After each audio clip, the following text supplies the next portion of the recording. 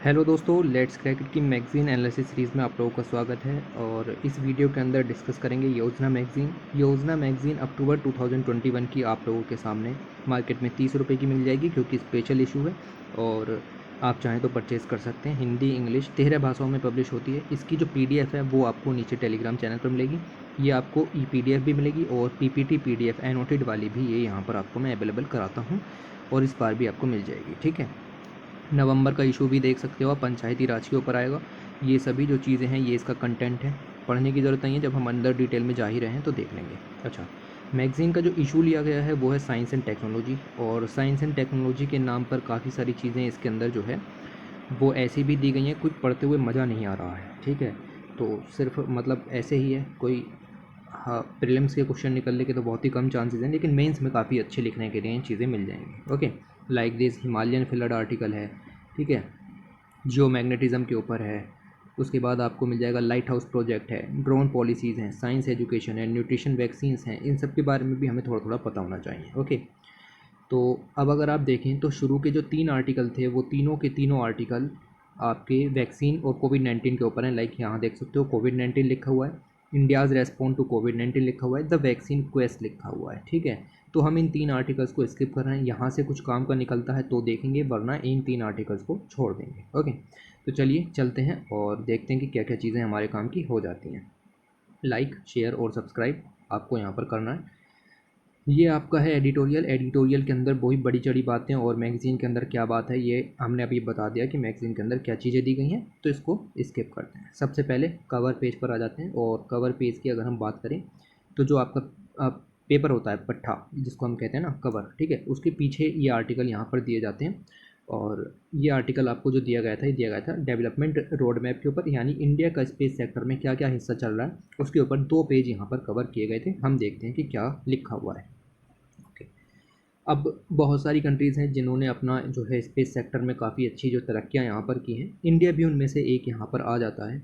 India का जो space sector है उसके अंदर काफ़ी सारे रिफॉर्म्स ओवर द टाइम किए गए हैं। साथ ही साथ प्राइवेट सेक्टर के पार्टिसिपेशन को बढ़ाने के लिए भी स्पेस एक्टिविटीज़ में काफ़ी सारे काम यहाँ पर आप देख सकते हो कि इंडिया ने किए हैं।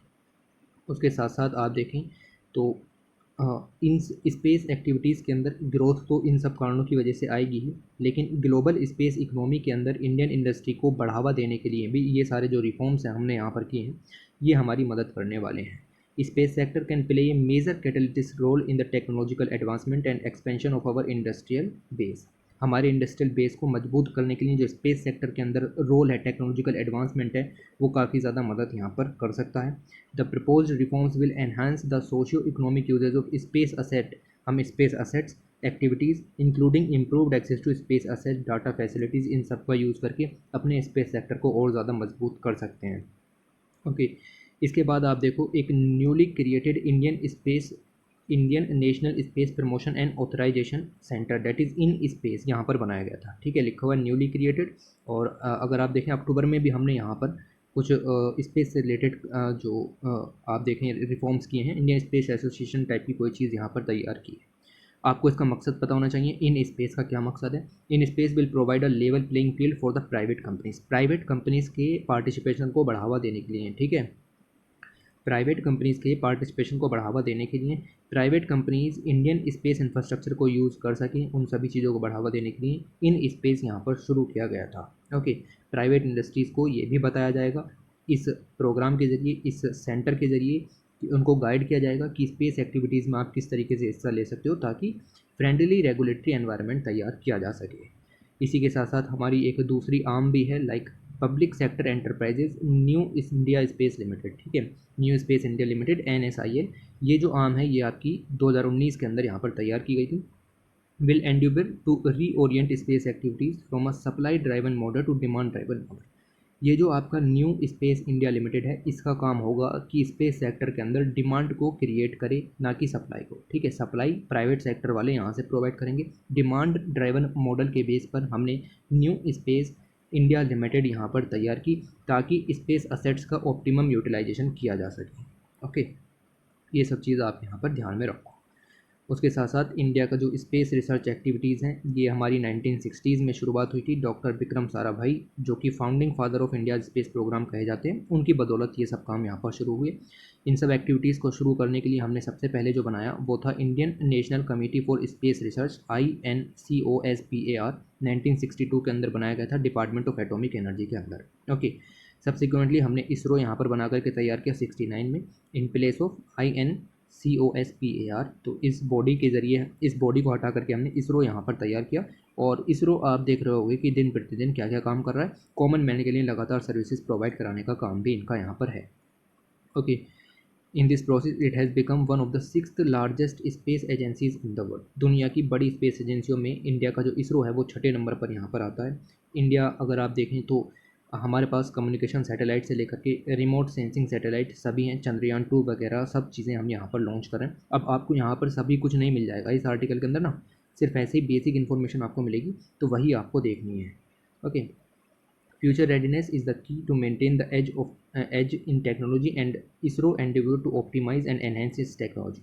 तो आने वाले समय में भी ये सब चीज़ें चल रही हैं। लाइक हम बहुत सारे जो नए प्रोग्राम्स हैं, like heavy lift launcher, human space flight project, reusable launch vehicle, semi cryogenic engines हैं, single and two stage to orbit vehicles हैं, development and use of composite materials for space application, ये सब कुछ नई तकनीकें हैं। साथ ही साथ आप देखें क्वांटम क्षेत्र में भी यहाँ पर काफ़ी अच्छा करने की बात यहाँ पर चल रही है। ओके, तो ये कुछ फ्यूचर प्रोग्राम्स हैं इसरो के, ये आपको पता होने चाहिए। उसी के साथ साथ आप यहाँ पर देख सकते हो कि यहाँ पर काफ़ी सारे प्रोग्राम लॉन्च भी किए गए धीरे धीरे।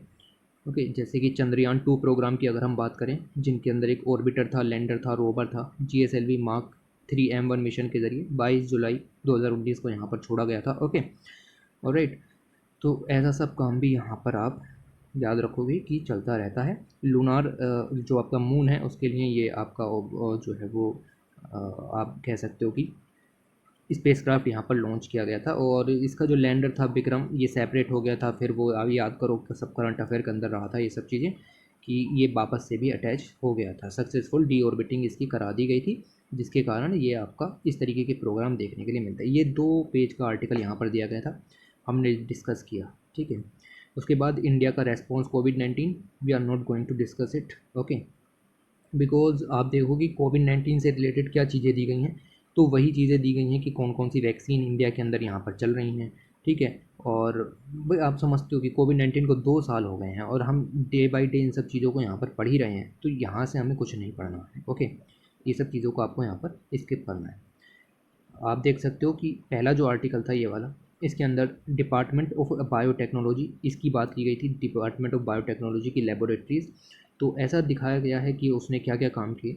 तो डिपार्टमेंट ऑफ बायोटेक्नोलॉजी की बात करें तो उसके अंदर जितनी भी लेबोरेटरीज़ थी उनका अपग्रेडेशन किया गया, उनको सेंट्रल ड्रग लेबोरेटरी के रूप में जो है वो उनको बनाया गया। बहुत सारी लेबोरेटरीज थी, जैसे national institute of animal biotechnology थी, इसको यहाँ पर प्रमोट किया गया। 2 DBT ऑटोनोमस इंस्टीट्यूट्स भी यहाँ पर ऐसे थे जिनको आपने प्रमोट किया, सेंट्रल ड्रग लेबोरेटरीज़ यहाँ पर तैयार की उसके। ओके, तो ऐसी सब न्यूज़ नहीं आती हैं। ठीक है, ऐसी सब न्यूज़ नहीं आती हैं। DBT यानी डिपार्टमेंट ऑफ बायोटेक्नोलॉजी का इंपॉर्टेंस लिखने के लिए आ सकता है, तो ये तो आपको साइंस रिपोर्टर के अलावा कहीं से भी नहीं मिलेगा। साइंस रिपोर्टर मैगजीन अगस्त की थी। ठीक है, अगस्त की, उसमें इन सब चीज़ों के बारे में काफ़ी खासा डिस्कस किया गया। उसके बाद एक काफ़ी अच्छा पॉइंट यहाँ पर दिया गया था, और ये जो इनिशिएटिव था ये था PACT initiative, PACT partnership for accelerating clinical trial initiative. अब इसके बारे में पूछा जा सकता है, पीटी का पॉइंट यहाँ से बनता है, व्हाट इज़ पैक्ट। तो पैक्ट प्रोग्राम है, फुल फॉर्म भी आपको याद रखनी है, एक साइंस डिप्लोमेसी इनिशिएटिव है, किसका, डिपार्टमेंट ऑफ बायोटेक्नोलॉजी का। तो पहला पॉइंट तो यही आ सकता है कि किसके अंदर में है, तो डिपार्टमेंट ऑफ बायोटेक्नोलॉजी के अंदर में है। In close partnership with the ministry of external affair, ministry of external affair भी इसके साथ में है। एम क्या है, एम है एडवांसिंग वैक्सीन डेवलपमेंट एक्टिविटीज़ इन नाइबरिंग कंट्रीज़, अपने आस पड़ोस की कंट्रीज़ के अंदर वैक्सीन डेवलपमेंट को बढ़ावा देने के लिए, and conducted training programme to strengthening clinical trial capacity. तो वैक्सीन की क्लिनिकल ट्रायल कैपेसिटी को बढ़ाने के लिए भी ये सब काम यहाँ पर किए गए हैं। ओके, तो ये पॉइंट आपको यहाँ पर पता होना चाहिए। 2 सीरीज़ ऑफ ट्रेनिंग प्रोग्राम आप देखें, good clinical practices, ethical consideration in clinical research, good clinical laboratory practices, इस तरीके के जो प्रोग्राम्स हैं वो यहाँ पर जो हैं वो इस पैक्ट प्रोग्राम के अंदर यहाँ पर किए भी गए हैं। ताकि ये जो वैक्सीन डेवलपमेंट है उसको तो बढ़ावा दिया ही जा सके, साथ ही जो इथिकल एस्पेक्ट यहाँ पर आ जाता है ह्यूमन ट्रायल के लिए उसको भी यहाँ पर सॉर्ट आउट किया जा सके। ओके, ऐसे सब पॉइंट यहाँ पर चल रहे हैं।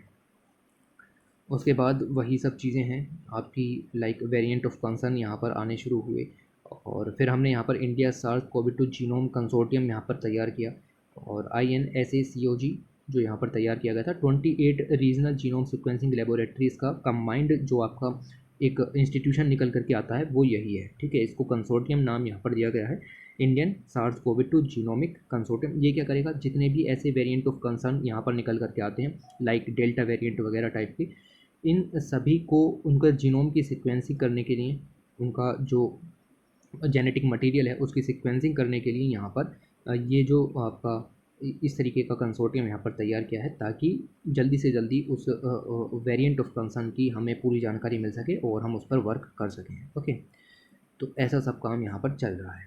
इसने आप देखें बहुत सारे इंस्टीट्यूशंस के साथ भी पार्टनरशिप की है, अलग अलग samples like what is the link between pangolin and कोविड-19। ठीक है, इन सब चीज़ों के ऊपर भी यहाँ पर डिस्कस किया गया है और ऐसा सब काम यहाँ पर चल रहा है।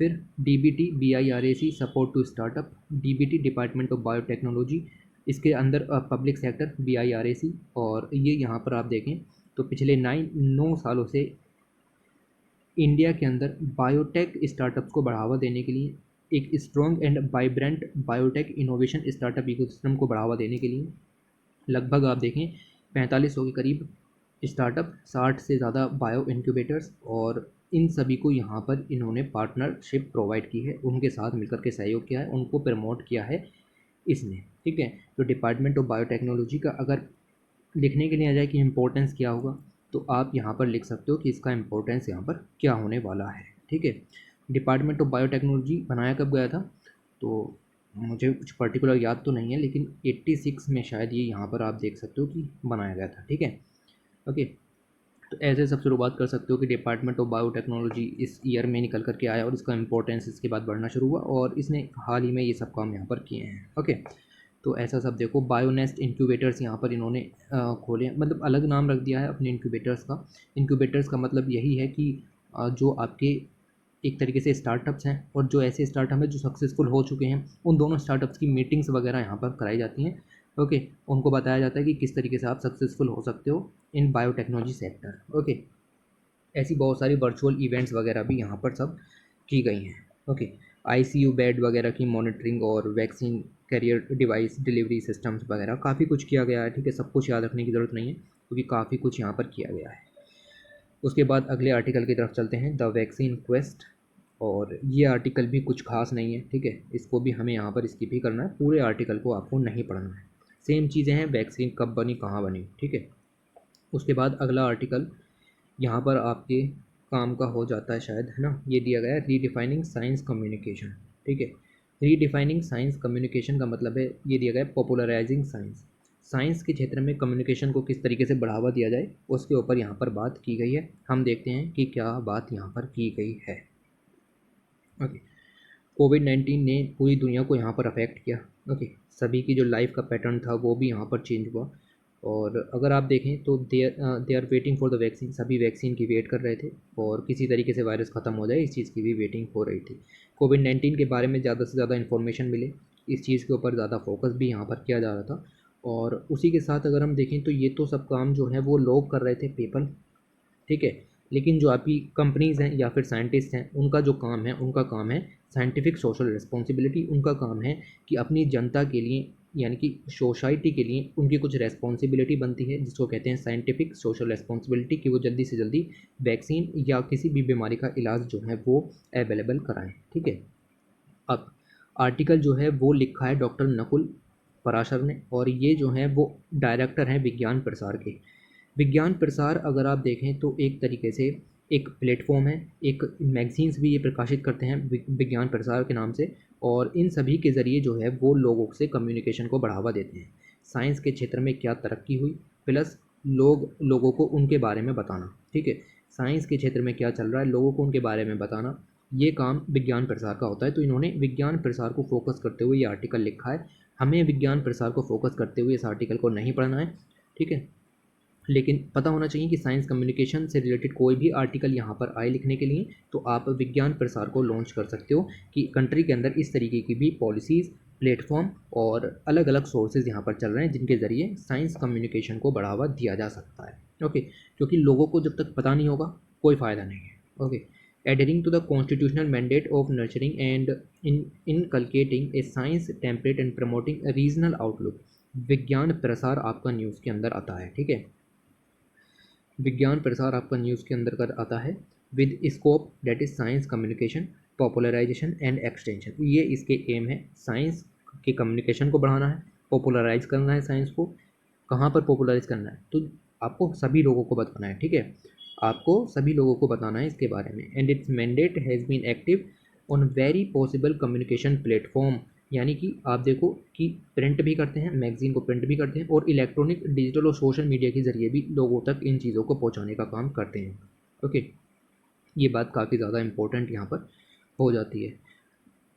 इसी के साथ आप देखें इंडियन साइंस को अब विज्ञान प्रसार स्टार्टेड इस ऑपरेशन इन 1980, आगे की शायद वही यहाँ पर ख़त्म हो गई है। ठीक है, बहरहाल आप इसकी डेट देख सकते हो कि विज्ञान प्रसार यहाँ पर कब बना था। मुझे एग्जैक्ट डेट याद नहीं है, ना ही आपको भी याद रखनी है। ठीक है, बट ठीक है, विज्ञान प्रसार यहाँ पर क्योंकि इतना बड़ा इंस्टीट्यूशन नहीं है कि आप इसको यहाँ पर याद रखो। ओके, तो बस लिखना है आपको कि हाँ विज्ञान प्रसार जैसी भी कोई चीज़ यहाँ पर है जो कि साइंस के क्षेत्र में साइंस कम्युनिकेशन को बढ़ावा देती है, साइंस के पॉपुलराइजेशन में योगदान करती है, एक्सटेंशन में भी बढ़ावा देती है। ओके, इतना आपको यहाँ से पता होना चाहिए, बाकी माइन्यूट डेट आप यहाँ पर इग्नोर कर सकते हो। The scope has been found a reflection in science technology innovation policy, जो कि आपकी ड्राफ्ट स्टेज में पड़ी हुई है अभी भी। ओके, और ये एक लैंडमार्क पॉलिसी है, इनिशिएटिव है गवर्नमेंट ऑफ इंडिया का। ड्राफ्ट ये कहता है कि साइंस के कम्युनिकेशन को बढ़ावा देना है। ये जो ड्राफ्ट पॉलिसी यहाँ पर अभी पड़ी हुई है इसके अंदर लिखा हुआ है कि साइंस के कम्युनिकेशन को बढ़ावा देना है इंडिया के अंदर, और हर एक लोकल लैंग्वेज में या फिर हाइपर लोकल लैंग्वेज में भी आपको इन चीज़ों को बढ़ावा देना है। विज्ञान प्रसार पिछले 2 सालों से ऐसा ही कर रहा है और इंडिया की अलग अलग लैंग्वेज में साइंस के क्षेत्र को पॉपुलराइज करने का काम यहाँ पर करता है। ठीक है, तो इतना भी लिख पाओ सफिशिएंट है। ठीक है, आप यहाँ पर देख सकते हो कि इलेक्ट्रॉनिक मीडिया का यूज़ करता है, लाइक डीडी साइंस वगैरह है, लाइक इंडिया साइंस वगैरह है। ठीक है, इन सब के ज़रिए यहाँ पर काम होते हैं। 1 आवर का डेडिकेटेड स्लॉट है, 5 PM से लेकर के 6 PM मंडे टू संडे यहाँ पर आपको साइंस के बारे में बताया जाता है। ठीक है, रटना नहीं है बिल्कुल भी। Popularising science in Indian language, अलग अलग लैंग्वेज में, लाइक बांग्ला है, उर्दू है।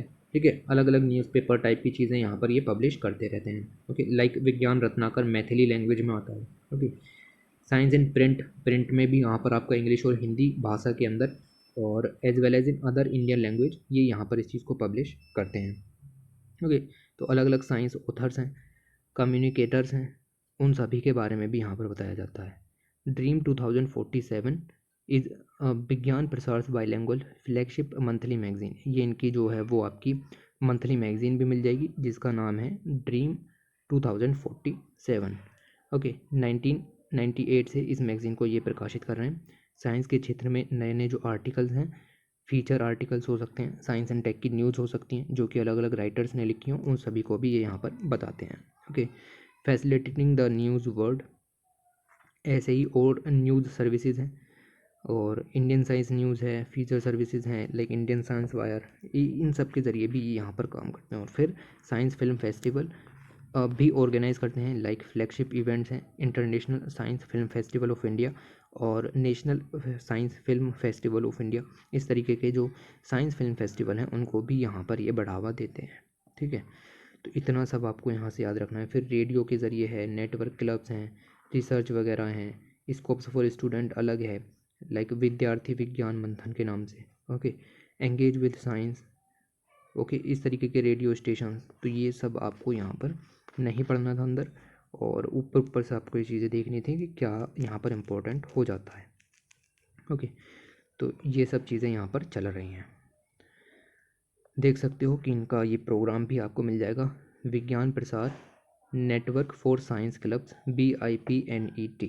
ठीक है, विज्ञान प्रसार network for science clubs, BIPNET।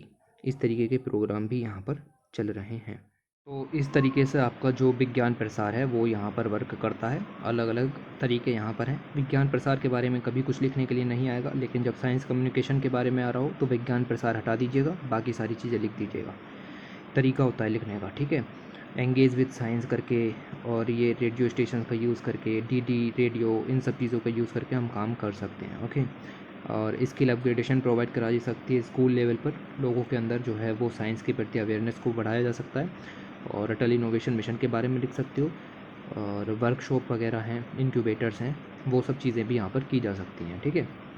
और करिकुलम में भी सुधार किए जा सकते हैं, नेशनल एजुकेशन पॉलिसी का यूज़ करके आप साइंस के अंदर जो कम्युनिकेशन है उसको भी बढ़ावा दे सकते हो, ठीक है।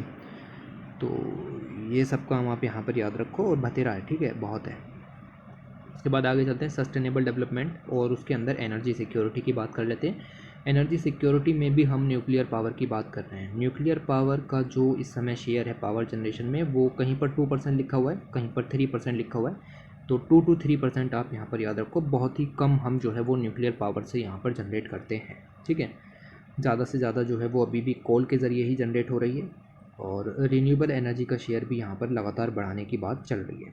एनर्जी सिक्योरिटी का मतलब क्या है? देखिए, किसी भी चीज़ की सिक्योरिटी का मतलब ये है कि वो चीज़ आपको कांस्टेंट अवेलेबिलिटी में यहाँ पर मिलती रहनी चाहिए, सफिशिएंट एनर्जी मिलती रहनी चाहिए अफोर्डेबल प्राइसेस में, यानी कि आपकी जो अफोर्डेबल प्राइसेस में लगातार सफिशिएंट एनर्जी की अवेलेबिलिटी होती रहनी चाहिए।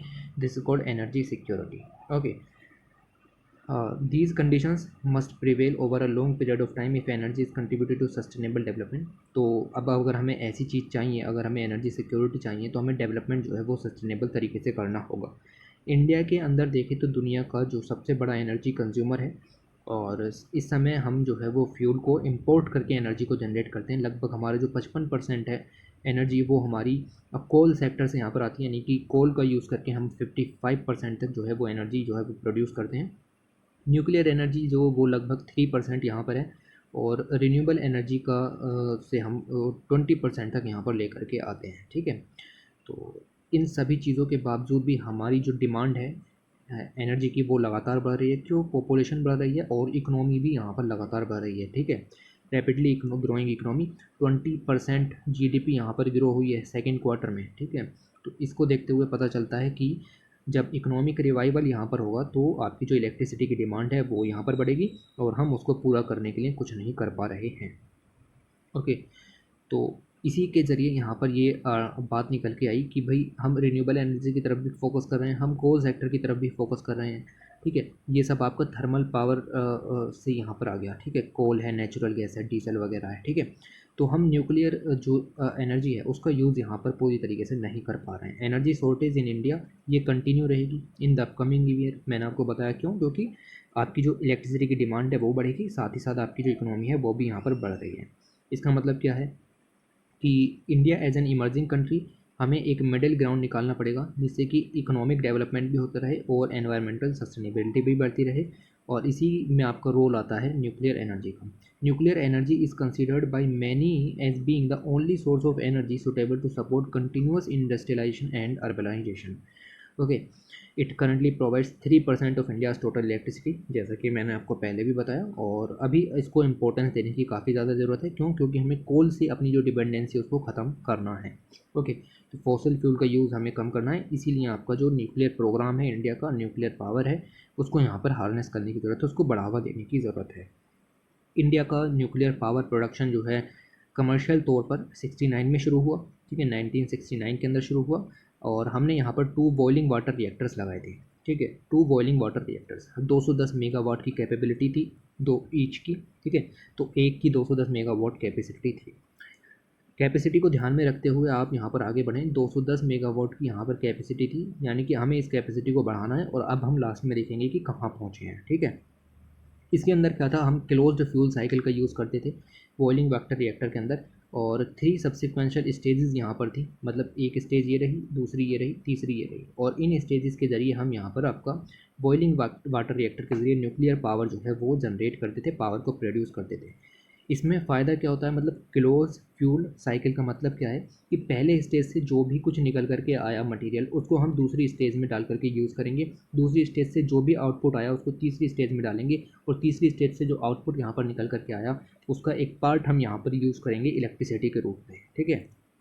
तो इस तरीके से आपका यहाँ पर काम होता है, और this is called the 3 stage nuclear power programme India का, ठीक है। This is called India's 3 stage nuclear power production programme. ये बहुत ही इंपॉर्टेंट प्रोग्राम है। होमी भाभा ने इस प्रोग्राम को पॉपुलराइज किया था 1950s के दौरान, ओके। और कंट्री की लॉन्ग टर्म एनर्जी इंडिपेंडेंस, उन सभी चीज़ों को यहाँ पर एनर्जी की सस्टेनेबिलिटी बनी रहे, उन सबको बढ़ाने के लिए यूरेनियम और थोरियम रिजर्व्स का यूज़ किया था, जो कि आपको मोनाजाइट के रूप में यहाँ पर मिल जाएंगे साउथ इंडिया में, स्पेशली केरल के अंदर। केरल के अंदर आपको थोरियम के काफ़ी ज़्यादा भंडार भी यहाँ पर मिल जाते हैं, ओके। तो इस तरीके से आपको यहाँ पर लेकर के चलना है। अब ये आप यहाँ पर देखिए कि 3 stage nuclear power production programme India का था। इसका मकसद क्या था, हमने ऐसा क्यों किया, 3 स्टेज क्यों बनाया? तो हमारे पास यूरेनियम के ज़्यादा भंडार नहीं है, ओके। हमारे पास यूरेनियम का ज़्यादा भंडार नहीं है। इंडिया की इस प्रोग्राम का ऑब्जेक्टिव था यूटिलाइज करना इंडिया के वास्ट रिजर्व्स ऑफ थोरियम 232। हमारे पास थोरियम के काफ़ी ज़्यादा भंडार हैं। थोरियम 232 आपका जो मोनाजाइट सैंड है साउथ इंडिया के कोस्ट पर आपको मिल जाएगी, वहाँ पर भारी मात्रा में थोरियम के रिजर्व हैं, ओके। तो थोरियम की दुनिया का 3rd लार्जेस्ट रिजर्व इंडिया के अंदर है थोरियम का। और आप देखिए कि thorium however can not be use as a fuel in a natural state. आप सिर्फ और सिर्फ थोरियम का यूज़ करके न्यूक्लियर एनर्जी नहीं प्रोड्यूस कर सकते, दिक्कत ये है। तो पहले थोरियम को कन्वर्ट करना पड़ेगा यूरेनियम के अंदर, तब जा करके आप उसको यूज़ कर पाओगे। याद रखना, thorium is not a fissile material, it needs to be converted into its usable fissile material, okay. तो ऐसे मटीरियल में जिससे डायरेक्ट न्यूक्लियर एनर्जी प्रोवाइड की जा सके, उस मटीरियल के अंदर इसको कन्वर्ट करना पड़ेगा, और इसी के लिए आपको ये 3 स्टेज यहाँ पर क्रिएट करना पड़ा। ये सब डॉक्टर होमी जहांगीर भाभा जी की मदद से हुआ, जिनको कहा जाता है father of Indian nuclear power programme, okay. उन्हीं की वजह से उन्होंने ही रोड मैप दिया था 3 स्टेज न्यूक्लियर प्रोग्राम का, okay. In the first stage, अब ये 3 स्टेज है। अब इस 3 स्टेज के अंदर आप देखें तो पहले स्टेज में हम यूज़ करते हैं प्रेशराइज्ड हैवी वाटर रिएक्टर, दूसरे में यूज़ करते हैं फास्ट ब्रीडर रिएक्टर, और तीसरे स्टेज में यूज़ किया जाता है थोरियम बेस्ड सिस्टम, ओके। तो पहले स्टेज में आपने देखा कि प्रेशराइज्ड हैवी वाटर रिएक्टर्स का यूज़ किया जाता है एनर्जी को प्रोड्यूस करने के लिए, ओके। तो ये आपको यहाँ पर ध्यान रखना है। Pressurised heavy water reactor do not just produce energy, they also produce fissile plutonium, ठीक है। इसके ज़रिए हम प्लूटोनियम भी यहाँ पर हासिल करते हैं। देखिए 3 मटेरियल की बात हो रही है, थोरियम की, प्लूटोनियम की, यूरेनियम की। प्लूटोनियम और यूरेनियम फिसाइल मटेरियल्स हैं, ऐसे मटेरियल जिनको यहाँ पर डायरेक्टली यूज़ किया जा सकता है, लेकिन आपका जो थोरियम है वो ऐसा मटेरियल नहीं है, okay. Second stage involve using the indigenous fast breeder reactors technology fuelled by plutonium to produce energy and more P. तो ये आप देखो फास्ट ब्रीडर लिखा हुआ है। इस ब्रीडर मतलब का मतलब क्या होता है कि कोई एक चीज़ थी उसको आपने कई सारी चीज़ों में बदल दिया। पहले स्टेज से निकलने वाले प्लूटोनियम को हमने दूसरी स्टेज के अंदर यूज़ किया, उससे हमने एनर्जी भी यहाँ पर बनाई, और साथ ही आप देखेंगे कि और ज़्यादा प्लूटोनियम 239 भी हमने यहाँ पर क्रिएट किए, ओके। इसी के कारण इसका नाम जो है वो ब्रीडर दिया गया, क्योंकि इससे हमने ज़्यादा फिसाइल मटेरियल तैयार कर लिया। द फाइनल स्टेज, इसके अंदर हम जो दूसरी स्टेज से प्लूटोनियम निकल करके आया उसको यूज़ करेंगे, साथ ही साथ हमारे पास थोरियम के जो रिज़र्व हैं जो कि केरल के कोस्ट पर मिल जाएंगे, उसको भी साथ में यूज़ करते हैं। दोनों को यूज़ करने के लिए हम एनर्जी प्रोड्यूस करते हैं। तीसरे जो आपका स्टेज है उसमें आपका यहाँ पर आप देखो तो एनर्जी निकलती है, प्लस कुछ मात्रा में यूरेनियम भी हम यहाँ पर हासिल करते हैं, क्योंकि यूरेनियम का जो यूज़ है वो हमने पहली स्टेज में किया था, ठीक है। और इस तरीके से आप यहाँ पर देखो कि ये सब काम होता है। तो यूरेनियम का यूज़ किया, उसके बाद आपने यहाँ पर प्लूटोनियम निकाला, इस प्लूटोनियम का यूज़ सेकंड में किया, सेकंड में और ज़्यादा प्लूटोनियम निकाले क्योंकि ब्रीडर रिएक्टर है, उस प्लूटोनियम का थोरियम के साथ यूज़ किया, और इन द लास्ट हमने ज़्यादा यूरेनियम यहाँ पर निकाला, और फिर से इस यूरेनियम को हम शुरुआत से यूज़ करेंगे। बीच में हमें आप देखो कि हर स्टेज पर जो है वो एनर्जी भी प्रोवाइड हो रही है, ओके। ये आपको यहाँ पर याद रखना है। ये हो गई आपकी क्लोज्ड फ्यूल साइकिल, और इस तरीके से आपका ये 3 टायर प्रोग्राम जो है वो चल रहा है, ओके। इंडिया आप देखें तो सब्सिक्वेंटली यहाँ पर तैयार कर रहा है भाई 3% से ज़्यादा जो है वो न्यूक्लियर पावर को बढ़ावा दिया जाए, और इसी के चलते आप देखें सिग्निफिकेंट इन्वेस्टमेंट आपको करने पड़ेंगे फ्यूल सेक्टर के अंदर, almost all of which are based on pressurised heavy water reactor technology. और हम इस चीज़ के ऊपर भी फोकस कर रहे हैं कि ज़्यादा से ज़्यादा जो है वो हैवी वाटर रिएक्टर्स यहाँ पर तैयार किए जाएँ। Over the last 2 decade India जो है काफ़ी ज़्यादा आपका फास्ट रिएक्टर्स में काफ़ी ज़्यादा एक्सपीरियंस उसे यहाँ पर हो चुका है। साथ ही थोरियम फ्यूल साइकिल का यूज़ करके हम न्यूक्लियर पावर टेक्नोलॉजीज़ भी यहाँ पर जनरेट कर रहे हैं। अगर हम बात करें न्यूक्लियर रिएक्टर्स इंडिया के अंदर, तो nuclear power corporation of India limited, जो कि एक पब्लिक सेक्टर एंटरप्राइजेज है डिपार्टमेंट ऑफ एटॉमिक एनर्जी के अंदर, उसको काम दिया गया है कि न्यूक्लियर पावर जनरेशन आप देखोगे इंडिया के अंदर किस तरीके की होती है। इस समय देखें तो टोटल 22 जो ऑपरेशनल न्यूक्लियर रिएक्टर्स इंडिया के अंदर हैं, जिनकी टोटल जो कैपेसिटी है वो लगभग 6500 के करीब है, 6500 मेगावाट के करीब यहाँ पर है। कंट्री में पहले जो 2 रिएक्टर लगाए गए थे तारापुर महाराष्ट्र के अंदर, वो हमने इंपोर्ट किए थे। ठीक है, वो हमने इंपोर्ट किए थे और वो हमारे खुद के नहीं थे। ओके, और दूसरा यहाँ पर अपने प्रेशराइज्ड हैवी वाटर रिएक्टर भी सेटअप किया था 220 मेगावाट कैपेसिटी के। ओके, और वो हमने यहाँ पर रावत भाटा के अंदर लगाए थे कनाडा की मदद से। तो पहले जो 2 थे वो हमने किसी न किसी की मदद से बनाए। याद रखिएगा, आपसे कभी कभी मैच ऑफ द फॉलोइंग में पूछता है कि रावत भाटा यानी कि राजस्थान में जो एटॉमिक पावर स्टेशन है वो किसकी मदद से बनाया गया है, तो वो कनाडा की मदद से यहाँ पर बना है। ठीक है, ये रहा आपका पहला तारापुर महाराष्ट्र वाला, ये भी हमने इम्पोर्ट ही किया था। ठीक है, उसके बाद the next 2 pressurised heavy water reactor जो कि 220 मेगावाट कैपेसिटी के थे, जो कि मद्रास एटॉमिक पावर स्टेशन यानी कलपक्कम तमिलनाडु में बने इंडिया के पहले इंडिजीनियस न्यूक्लियर पावर प्लांट्स थे। ये पॉइंट पूछा जा चुका है, वैसे तो बहुत सारे एग्जाम से पूछा जाता है कि इंडिया का जो पहला indigenously developed nuclear power plant था वो कौन सा था, तो वो मद्रास एटॉमिक पावर प्लांट था। ठीक है, याद रखना है इस चीज़ को, इंडिजीनियसली डेवलप्ड, इससे पहले हमने इम्पोर्ट किए थे। ओके, ये सब जो रिएक्टर्स हैं वो यहाँ पर कमीशन किए गए धीरे धीरे 1983-85 तक, और उसके बाद हम लगातार यहाँ पर नरोरा उत्तर प्रदेश के अंदर, काकरापाड़ा गुजरात के अंदर, कैगा कर्नाटक, रावत भाटा राजस्थान, इन सब के अंदर हम जो न्यूक्लियर पावर स्टेशंस हैं वो लगातार लगा रहे हैं। ओके, हमारी जो कैपेसिटी थी वो 220 मेगावाट की थी ईच। ठीक है, यहाँ पर भी आप देख सकते हो 220 मेगावाट कैपेसिटी के लगाए। इसके बाद हमने तारापुर वगैरह के अंदर आप देखें 2005-06 में 540 मेगावाट कैपेसिटी के रिएक्टर्स लगाने शुरू किए। तो हमने कैपेसिटी धीरे धीरे यहाँ पर बढ़ानी शुरू की, और ये देख सकते हो कि 22 ऑपरेशन न्यूक्लियर पावर प्लांट्स यहाँ पर आपको मिल जाएंगे।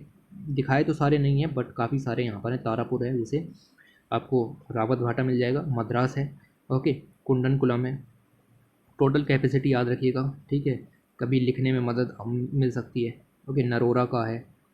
ओके, ऐसा सब आप यहाँ पर याद रखोगे। इन पैरेलल हमने रशिया के साथ कोलैबोरेशन करके 1000 मेगावाट कैपेसिटी के, ठीक है, अभी तक हमने इतने बड़े बनाए नहीं थे, लेकिन 1000 मेगावाट कैपेसिटी के भी हमने यहाँ पर बनाने शुरू किए। देयर आर करंटली 22 रिएक्टर, जैसा कि मैंने आपको बताया, टोटल कैपेसिटी आपको याद रखनी है। उसके बाद हम इनकी जो कैपेसिटी है वो लगातार धीरे धीरे बढ़ाते गए, लाइक 700 मेगावाट कैपेसिटी के काकरापाड़ा यूनिट 3 द फर्स्ट रिएक्टर जो कि 700 मेगावाट कैपेसिटी का था और प्रेशराइज्ड हैवी वाटर रिएक्टर था, वो यहाँ पर हमने लगाना शुरू किया। और अभी आप देखें 10 न्यूक्लियर पावर स्टेशंस यहाँ पर जो है वो अंडर कंस्ट्रक्शन भी हैं, जिनकी टोटल कैपेसिटी जो है वो 8000 मेगावाट यहाँ पर होगी। ओके, ये सब चीज़ें भी आपको यहाँ पर याद रखनी है। ये जो सब कंस्ट्रक्शन वगैरह के काम हैं ये चल रहे हैं। फास्ट ब्रीडर रिएक्टर भी यहाँ पर बनाए जा रहे हैं सेकंड स्टेज के, और भारतीय भाविनी, ठीक है, भारतीय नाभिकीय विद्युत निगम लिमिटेड, ये सब काम यहाँ पर चल रहे हैं। इनके द्वारा ही ये सब प्लांट जो हैं वो कंस्ट्रक्ट किए जा रहे हैं, like fast breeder reactor. Okay, तो ये सब कैपेसिटीज़ यहाँ पर बढ़ाई जा रही हैं। On progressive completion of the project under construction and according station 2031 तक इंडिया की जो न्यूक्लियर पावर कैपेसिटी है वो 22,480 मेगावाट होगी। ये कुछ ऐसे पॉइंट हैं जिनको आप रट सकते हो और कहीं पर भी लिख सकते हो इन द मेंस आंसर, ठीक है। तो ऐसे सब पॉइंट रखो कि 2031, 22,000 मत याद रखो, 25 याद रख लो, 20 याद रख लो, उससे कोई फ़र्क नहीं पड़ता। आप बस उसके आगे लगभग वाला साइन यहाँ पर लगा सकते हो, ये आपका काम करता है, ठीक है। इस तरीके से आप देख सकते हो।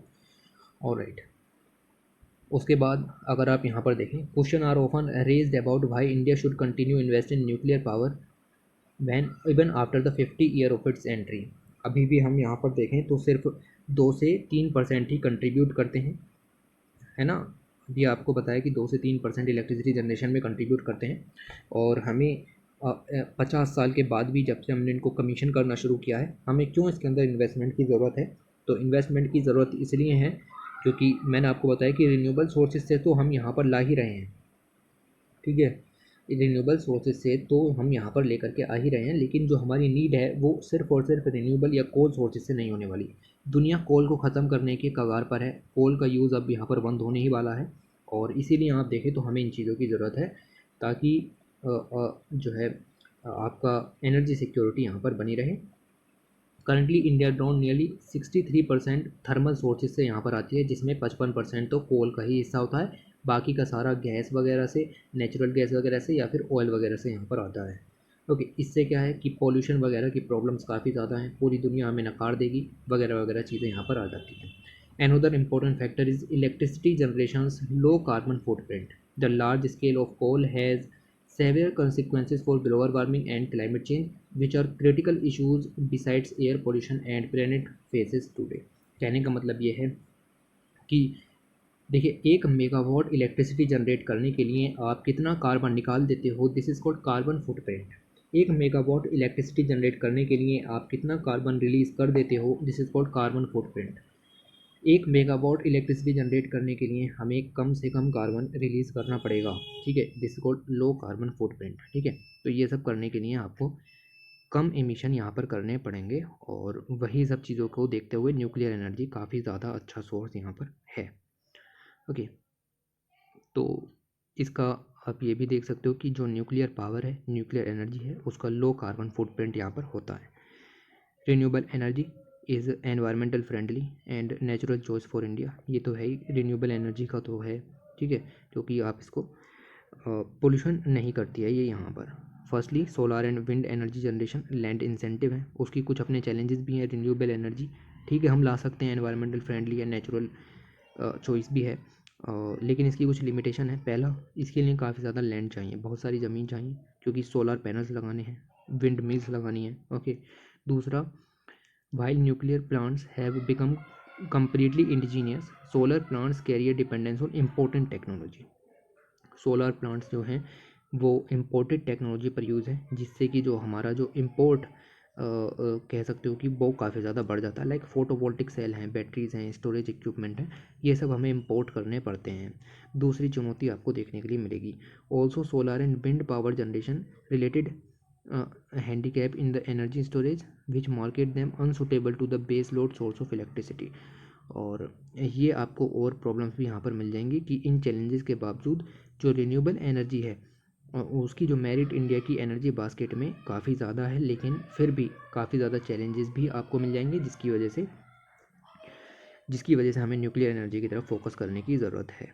ओके, तो ऐसा सब आपको यहाँ पर ध्यान में रखना है। 1-2 चैलेंजेस याद रखो, कभी लिखने के लिए आ सकते हैं। ओके, उसके बाद ये यहाँ पर कंक्लूज़न है, और कंक्लूज़न के अंदर कुछ नहीं कि हम पहले यहाँ पर आप देखें तो इम्पोर्टेड टेक्नोलॉजी पर आधारित थे न्यूक्लियर प्रोग्राम्स के अंदर, लेकिन अभी अगर आप देखें तो हम यहाँ पर जो है वो न्यूक्लियर एनर्जी को खुद से ही जो है वो जनरेट कर सकते हैं, और टेक्नोलॉजी जो है वो सेल्फ रिलायंट इंडिया की तरफ ले जाती है।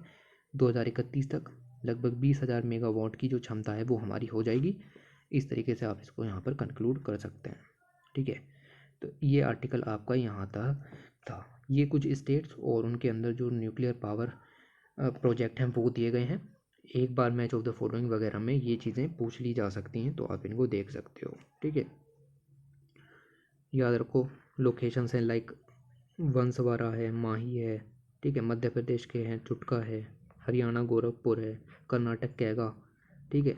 इन सब के अंदर ऐसा मैच ऑफ द फॉलोइंग में भी आ सकता है कि जगह कहाँ है। ओके, तो ये काफ़ी ज़्यादा इंपॉर्टेंट यहाँ पर हो जाती है। ओके, तो इतना सब आप यहाँ से याद रखोगे। उसके बाद अगले आर्टिकल की तरफ चलते हैं। डिज़ास्टर मैनेजमेंट हिमालयन फ्लड्स के बारे में यहाँ पर बताया गया है। तो हिमालयन माउंटेन जो सिस्टम है आपका, काफ़ी ज़्यादा रिवर्स वहाँ से निकलती हैं, कुछ बड़ी हैं कुछ छोटी हैं, और उन सभी रिवर्स के ज़रिए कभी ना कभी जो फ्लड्स की कंडीशन है वो यहाँ पर बन जाती हैं। नेचुरल कॉजेज़ भी हैं, एंथ्रोपोजेनिक कॉजेज़ भी हैं, पॉपुलेशन बढ़ रही है, जो रिसोर्सेज हैं उन पर जो प्रेशर है वो लगातार बढ़ रहा है, development activities in the region of Himachal Pradesh और उत्तराखंड, उसकी वजह से भी फ्लडिंग यहाँ पर आती है। और यहाँ पर देखते हैं कि क्या चीज़ें डिस्कस की गई हैं। तो सबसे पहले हिमालय की पूरी ज्योग्राफी बताई गई है। मैं बहुत तेज़ी से यहाँ से निकलने की कोशिश करता हूँ, ठीक है। जैसे हिमालय 2400 किलोमीटर लंबे और 200 से 400 किलोमीटर चौड़े हैं। इंडस रिवर निकलती है, ब्रह्मपुत्र रिवर निकलती है और भी बहुत सारी रिवर्स यहाँ से निकलती हैं। पहले 19 मिलियन लोग यहाँ पर रहते थे, लेकिन अब यहाँ पर लगभग 50 मिलियन जो हैं पीपल यहाँ पर रहते हैं। और उम्मीद की जा रही है कि 2061 यानी 2061 तक 250 मिलियन के करीब लोग यहाँ पर रहना शुरू हो जाएंगे। साथ ही साथ क्लाइमेट चेंज, ग्लोबल वार्मिंग जैसी कंडीशंस भी यहाँ पर बनी हुई है, जिसके कारण जो सी लेवल है वो भी यहाँ पर लगातार बढ़ रहा है और सरफेस वार्मिंग भी यहाँ पर लगातार हो रही है, जिसकी वजह से माउंटेन की फ्रेजिलिटी को देखते हुए, भंगुरता को देखते हुए, साथ ही जो अर्बन सेंटर्स हैं या फिर जो डेवलपमेंट एक्टिविटीज़ हैं in the region of Himalayas, उसी के कारण 2010 के अंदर लेह में फ्लड्स आई, 2013 में केदारनाथ की फ्लड्स आई और रिसेंटली उत्तराखंड की ऋषि गंगा फ्लैश फ्लड्स जो यहाँ पर हुई, वो सब देखने के लिए मिलती हैं because of the geology of Himalaya. Importance है, लेकिन जो अर्बनाइजेशन है उसका भी इम्पोर्टेंस यहाँ पर है। दोनों का कंबाइंड जो रीज़न है उसी की वजह से फ्लड्स यहाँ पर आती हैं, ठीक है। तो इसी की वजह से देखने के लिए मिलेगा। आईपीसीसी 2019 की रिपोर्ट के हिसाब से अगर हम देखें तो high intensity rainfall events Himalaya के अंदर देखने के लिए मिलेंगे। एंड इसी के लिए जो आपकी हिमालय की ओरोग्राफी है या फिर जियोलॉजी ऑफ द हिमालय है, उन सभी के ऊपर हमें केयरफुल तरीके से ध्यान देना होगा। उनकी अंडरस्टैंडिंग काफ़ी ज़्यादा ज़रूरी है ताकि फ्लड मैपिंग अच्छे से की जा सके और लॉन्गर जो फ्लड रिकॉर्ड्स हैं कि कब किस तरीके की इंटेंसिटी हो कि फ्लड आए, उन सबको भी यहाँ पर देखा जाए। ओके, हिमालयाज़ की बात करते हैं। हिमालयाज़ के अंदर काफ़ी सारे जोन्स यहाँ पर आ जाते हैं। The Himalayan mountain belt tectonically इसको डिवाइड कर सकते हैं नॉर्थ से साउथ की तरफ, like Indian suture zone, Ladakh के रीजन, और फिर तैतीस हिमालय, हायर हिमालयाज आ जाते हैं, लेसर हिमालयाज और फिर शिवालिक हिमालयाज यहाँ पर आ जाते हैं, ठीक है। ये आप इमेज देख सकते हो। ये आपका जो है वो इंडियन सचर जोन यहाँ पर हो गया, लद्दाख रीजन वाला। उसके बाद हिमालयन तैतीस यहाँ पर आ गया और फिर आपके जो ग्रेट हिमालयाज, लेसर हिमालयाज और शिवालिक यहाँ पर आ जाते हैं, ठीक है। तो इस तरीके से जो हिमालय है वो यहाँ पर डिवाइड है। जो आपका इंडियन सचर जोन है ये रेन शेडो एरिया में पड़ता है, क्यों? क्योंकि इसके आगे जो है वो हाई हिमालयाज़ यहाँ पर आ जाते हैं, ग्रेट हिमालयाज़ यहाँ पर आ जाते हैं, जिसकी वजह से जो इंडियन मानसून विंड्स हैं वो यहाँ से मुड़ जाती हैं, ठीक है। मुड़ने के बाद इसके पीछे के इलाकों में यहाँ पर बारिश नहीं होती है, रेनफॉल नहीं होती है, ठीक है। तो यही चीज़ आपको यहाँ पर ध्यान में रखनी है कि जो इंडियन सचर जोन है वो इंडियन समर मानसून के रेन शेडो जोन में पड़ता है और वहाँ पर जो है वो रेनफॉल बहुत ही कम होती है, लगभग 100 mm के करीब यहाँ पर रेनफॉल यहाँ पर होती है। ज़्यादा से ज़्यादा रेनफॉल वेस्टर्लीज के कारण होती है, यानी कि जो पीछे की साइड भूमध्य सागर से आने वाली जो आपकी हवाएं हैं उनके कारण यहाँ पर बारिश होती है इंडियन सचर जोन के अंदर, ओके। उसके साथ अगर हम यहाँ पर देखें the Indus river and Zanskar, जो कि इस रीजन के थ्रू बहती है, किस रीजन के through? Indian suture zone Ladakh region के थ्रू। वहाँ पर जो वेस्टर्लीज हैं उनके कारण बारिश होती है और जो रिवर के अंदर पानी है वो भी उसी वजह से यहाँ पर देखने के लिए मिलता है, ओके। हाउएवर अगर फ्लड्स इन रीजन्स में आती है लाइक इन द इंडस और जास्कर में अगर फ्लड आती है तो वो किसके कारण आती है? तो इंडियन समर मानसून और अपर एटमॉस्फेरिक इंटरेक्शन के कारण यहाँ पर ये चीज़ें होती हैं। अब ये थोड़ा टेक्निकल यहाँ पर हो जाएगा, मुझे इसमें नहीं जाना है, ठीक है।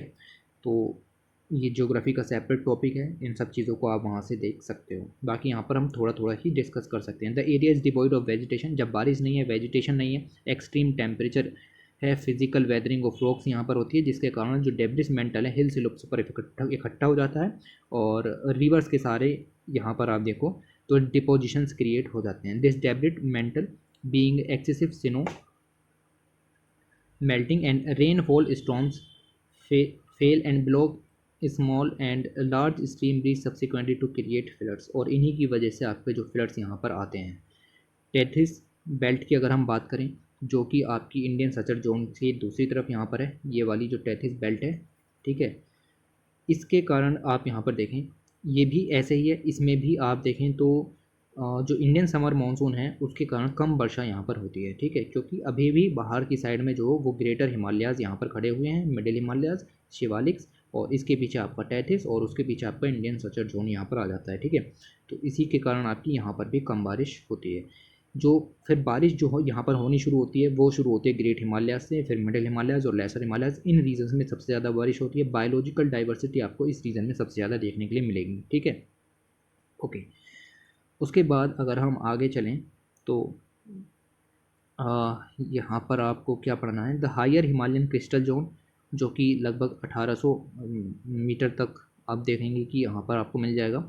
The elevation of 1800 metre and receives full spectrum of Indian summer monsoon. मैंने बताया कि जो आपका ग्रेटर हिमालयाज़ हैं वहाँ पर आपको ज़्यादा बारिश मिल जाती है और इंडियन समर मानसून का फुल स्पेक्ट्रम यहाँ पर इसको देखने के लिए मिलता है। द लेसर और आउटर शिवालिक हिमालयाज़, ये जेंट स्लोप है इनका, और ये भी आपका जो है वो रेनफॉल को high amount of ISM rainfall इसको फेस करते हैं। ओके, तो कुल मिलाकर के जैसे जैसे आप नॉर्थ से साउथ की तरफ आते हैं बारिश की जो मात्रा है वो यहाँ पर बढ़ती चली जाती है। इंडियन सचर जोन वहाँ पर कम बारिश होगी, टेथिस थोड़ी सी ज़्यादा, फिर यहाँ पर आप देखो ग्रेट हिमालयाज़, फिर आपके मिडिल हिमालयाज़ और फिर आपके शिवालिक्स, इन सभी में काफ़ी ज़्यादा बारिश होती है in the lower third. Okay, तो ये आप यहाँ पर इतना यहाँ से ध्यान में रखोगे। उसके बाद मुझे आपको जो मेन चीज़ पढ़ानी है मैं उसकी तरफ यहाँ पर चलता हूँ। बाकी देखो ज्योग्राफी से पढ़ लेना कि इनके बीच में कौन कौन से यहाँ पर फॉल्ट होते हैं, लाइक MCT फॉल्ट है, MBT फॉल्ट है, मेन बाउंड्री थ्रस्ट है, मेन सेंटर थ्रस्ट है। ठीक है, ये सब जो फॉल्ट वगैरह सिस्टम है ये आप ज्योग्राफी के सेक्शन से पढ़ लेना एक बारी। यहाँ पर भी सेम चीज़ें लिखी हुई हैं। ओके, तो ये आप प्लीज़ वहाँ से ज़रूर से देखिएगा। मेन चीज़ पर आएँ तो cause of floods in Himalaya, Himalaya के अंदर जो फ्लड्स हैं वो कैसे कोज होते हैं, तो उसके लिए आपके कुछ कारण हैं, लाइक इंटेंस रेनफॉल इवेंट्स वहाँ पर होती हैं। मैंने बताया कि शुरू के जो सीजन्स हैं वहाँ पर आपकी रेनफॉल इवेंट्स काफ़ी ज़्यादा होते हैं। लैंडस्लाइड, डैम्ड लेक आउटबस्ट, और इसी से एसोसिएटेड दूसरी टर्म भी है like glacial dammed lake outburst, ठीक है, लाइक क्लाउड आउटबस्ट। तो ये 4-5 जो टर्म है ये आपको पता होनी चाहिए कि हिमालयन रीजन के अंदर जो लार्ज फ्लड्स किस वजह से यहाँ पर आकर के मिलते हैं। ठीक है, ऑफन ड्यूरिंग वार्मर एंड स्टेटन monsoon years the southern front of the Himalaya receives higher precipitation, जिसके कारण लार्ज फ्लड्स आती हैं। मैंने बताया कि जितनी ज़्यादा बारिश होगी शिवालिक और मिडिल और ग्रेटर हिमालयाज़ को उतनी ही ज़्यादा जो है वो प्रेसिपिटेशन वहाँ पर होगी, जिसके कारण फ्लड्स यहाँ पर आएंगे। Such floods may have broader hydrograph ranging from weeks to months, काफ़ी ज़्यादा देर तक भी यहाँ पर चल सकते हैं। Okay, during such years the ISM front also penetrate deeper into the geographical remain under the rain shadow zone ISZ। जब बहुत ज़्यादा बारिश यहाँ पर होती है तो आपका जो इंडियन समर मानसून है वो यहाँ पर आप देखें तो लद्दाख के अंदर जो इंडियन सचर जोन है जहाँ पर बारिश नहीं होती है, जो रेन शेडो इलाके में है, वहाँ पर भी पहुँच जाता है और फ्लडिंग जैसी कंडीशंस यहाँ पर बन जाती हैं। ओके, दूसरी टर्म मैंने आपको बताई ग्लेशियर लेक आउटबस्ट फ्लड, जो कि जनरेट होते हैं by the breach of water bodies that are formed due to the dammed of stream by surge of advance glacier और the imported hill slope run off and snow melt between the two moraine ridges called moraine dammed lake. ठीक है, तो glacier lake outburst flood की अगर हम बात करें तो ग्लोबल वार्मिंग के कारण आपकी जो ग्लेशियर्स हैं वो पिघलते हैं, जिसकी वजह से यहाँ पर आपका जो लेक है वो क्रिएट हो जाती है और उसके ऊपर जो मोरेन डिपॉजिट्स हैं वो यहाँ पर जमने शुरू हो जाते हैं, इकट्ठे हो जाते हैं। और फिर अगर आप देखें तो जियोलॉजिकल प्रेशर के कारण और टेम्परेचर इंक्रीज़ के कारण ये लेक बस्ट होती है, जिसके कारण आपका फ्लड की कंडीशन आती है, क्योंकि सारा का सारा जो वाटर है वो एक साथ रिलीज़ होने लगता है। मोरेन्स की अगर हम बात करें तो ये नेम है ग्लेशियर जो डेब्रिस यहाँ पर होते हैं, रॉ ग्लेशियर डेब्रिस, उनको यहाँ पर मोरेन्स कहा जाता है। और the rock that is loosened and carried by glacial ice then deposited where the ice melt, और फिर ये वहाँ पर डिपॉजिट हो जाते हैं जहाँ पर आइस पिघलती है। ठीक है, तो एक बड़े ग्लेशियर के टुकड़े के द्वारा ये नीचे लाए जाते हैं और जब वो ग्लेशियर का जो बड़ा टुकड़ा है वो पिघल जाता है तब आपके जो डिपॉजिट जमा होते हैं उसको मोरेन यहाँ पर कहा जाता है। ठीक है, Shyok River in the Himalayan Karakoram region frequently witnessed such glacial dammed and two events of glacial lake outburst flood in the river 1932 और 79 में इस तरीके के फ्लड्स यहाँ पर हुए हैं। केदारनाथ इंसिडेंट गढ़वाल हिमालयाज़ के अंदर, उसमें भी इसी तरीके के इम्पैक्ट देखने के लिए मिले थे, यानी ग्लेशियल लेक आउटबस्ट फ्लड के कारण काफ़ी ज़्यादा भारी मात्रा में नुकसान हमें देखने के लिए मिला है। इसी से एसोसिएटेड दूसरी टर्म है landslide lake outburst flood. Landslide के कारण आप देखें तो जो माउंटेन्स हैं वहाँ से डेब्रिस निकलेगा। ठीक है, जो टुकड़े हैं बोल्डर्स हैं वो यहाँ पर टूटने शुरू हो जाएंगे, जिनके कारण वो जा करके कहीं पर जमा हो गए और फ्लो रुक गया। फ्लो रुक गया का मतलब क्या है कि फ्लडिंग आनी तय है। ठीक है, are analogous with the dammed being formed by landslide. तो लैंडस्लाइड हुई, लैंडस्लाइड के कारण जो आपके टुकड़े हैं पत्थर के, वो यहाँ पर टूट करके गिरेंगे, वो कहीं ना कहीं जा कर के जमा होंगे। अगर वहाँ से रिवर फॉर्म होती है तो वो एज अ डैम का वर्क यहाँ पर करेंगे, जिससे उसके पीछे का जो पानी है वो चारों तरफ जाएगा, जिसको फ्लड कहा जाता है। ठीक है, तो फ्लड की कंडीशन आपकी यहाँ पर देखने के लिए मिलेंगी। Landslide, lake outburst flood, glacial dammed lake outburst flood, cloud burst और आपका इंटेंस रेनफॉल इवेंट्स के कारण फ्लड्स आते हैं। ये बात आपको यहाँ पर ध्यान में रखनी है। ओके, ऐसे फ्लड्स भी हमें देखने के लिए मिले हैं। एग्जाम्पल आपको मिल जाएगा गोहाना ताल और बिहारी गंगा, 76 साल सर्वाइव फॉर 76 ईयर्स, यानी कि लॉन्गर ड्यूरेशन के कारण भी ये सब चीज़ें यहाँ पर हो जाती हैं। लाइक डैम बना है तो वो कभी ना कभी तो ऐसा इम्पैक्ट दिखाएगा। तो 76 साल तक ये डैम यहाँ पर बना रहा और एक दिन ये यहाँ पर टूट गया, जिसकी वजह से 1970 के अंदर जो टाउन था गढ़वाल श्रीनगर के अंदर गोहाना ताल, ठीक है, वो यहाँ पर आपका फ्लड में बह गया। ठीक है, तो ऐसा सब काम यहाँ पर चलता रहता है और ऐसा थोड़ा थोड़ा पॉइंट आपको यहाँ पर याद रखना है। तो जो आपके LLOF हैं, लैंडस्लाइड वाले फ्लड्स हैं, उनकी इंटेंसिटी भी देखने के लिए मिली है। ये काफ़ी ज़्यादा डिवास्टेटेड है। लद्दाख हिमालयाज़ वगैरह में भी आते रहते हैं, 2000 2005, ठीक है, इस तरीके के जो इवेंट्स हैं वो यहाँ पर होते रहते हैं। Okay, the magnitude of flood is a function of overall geology, orology, catchment wide distribution of lake, landslide zone and rainfall. तो काफ़ी चीज़ों पर डिपेंड करते हैं फ्लड्स। ठीक है, फ्लड्स कितनी भारी मात्रा में आएंगी वो डिपेंड करते हैं। लाइक आप देखो कि 76 साल तक यहाँ पर जो है वो जो आपका लैंडस्लाइड डैम्ड लेक है वो यहाँ पर बना रहा, डैम बना रहा, जिसकी वजह से आपका जो आउटबस्ट है यहाँ पर हुआ। ठीक है, तो इस सब के लिए क्या कर सकते हैं, फ्लड मैपिंग की जा सकती है।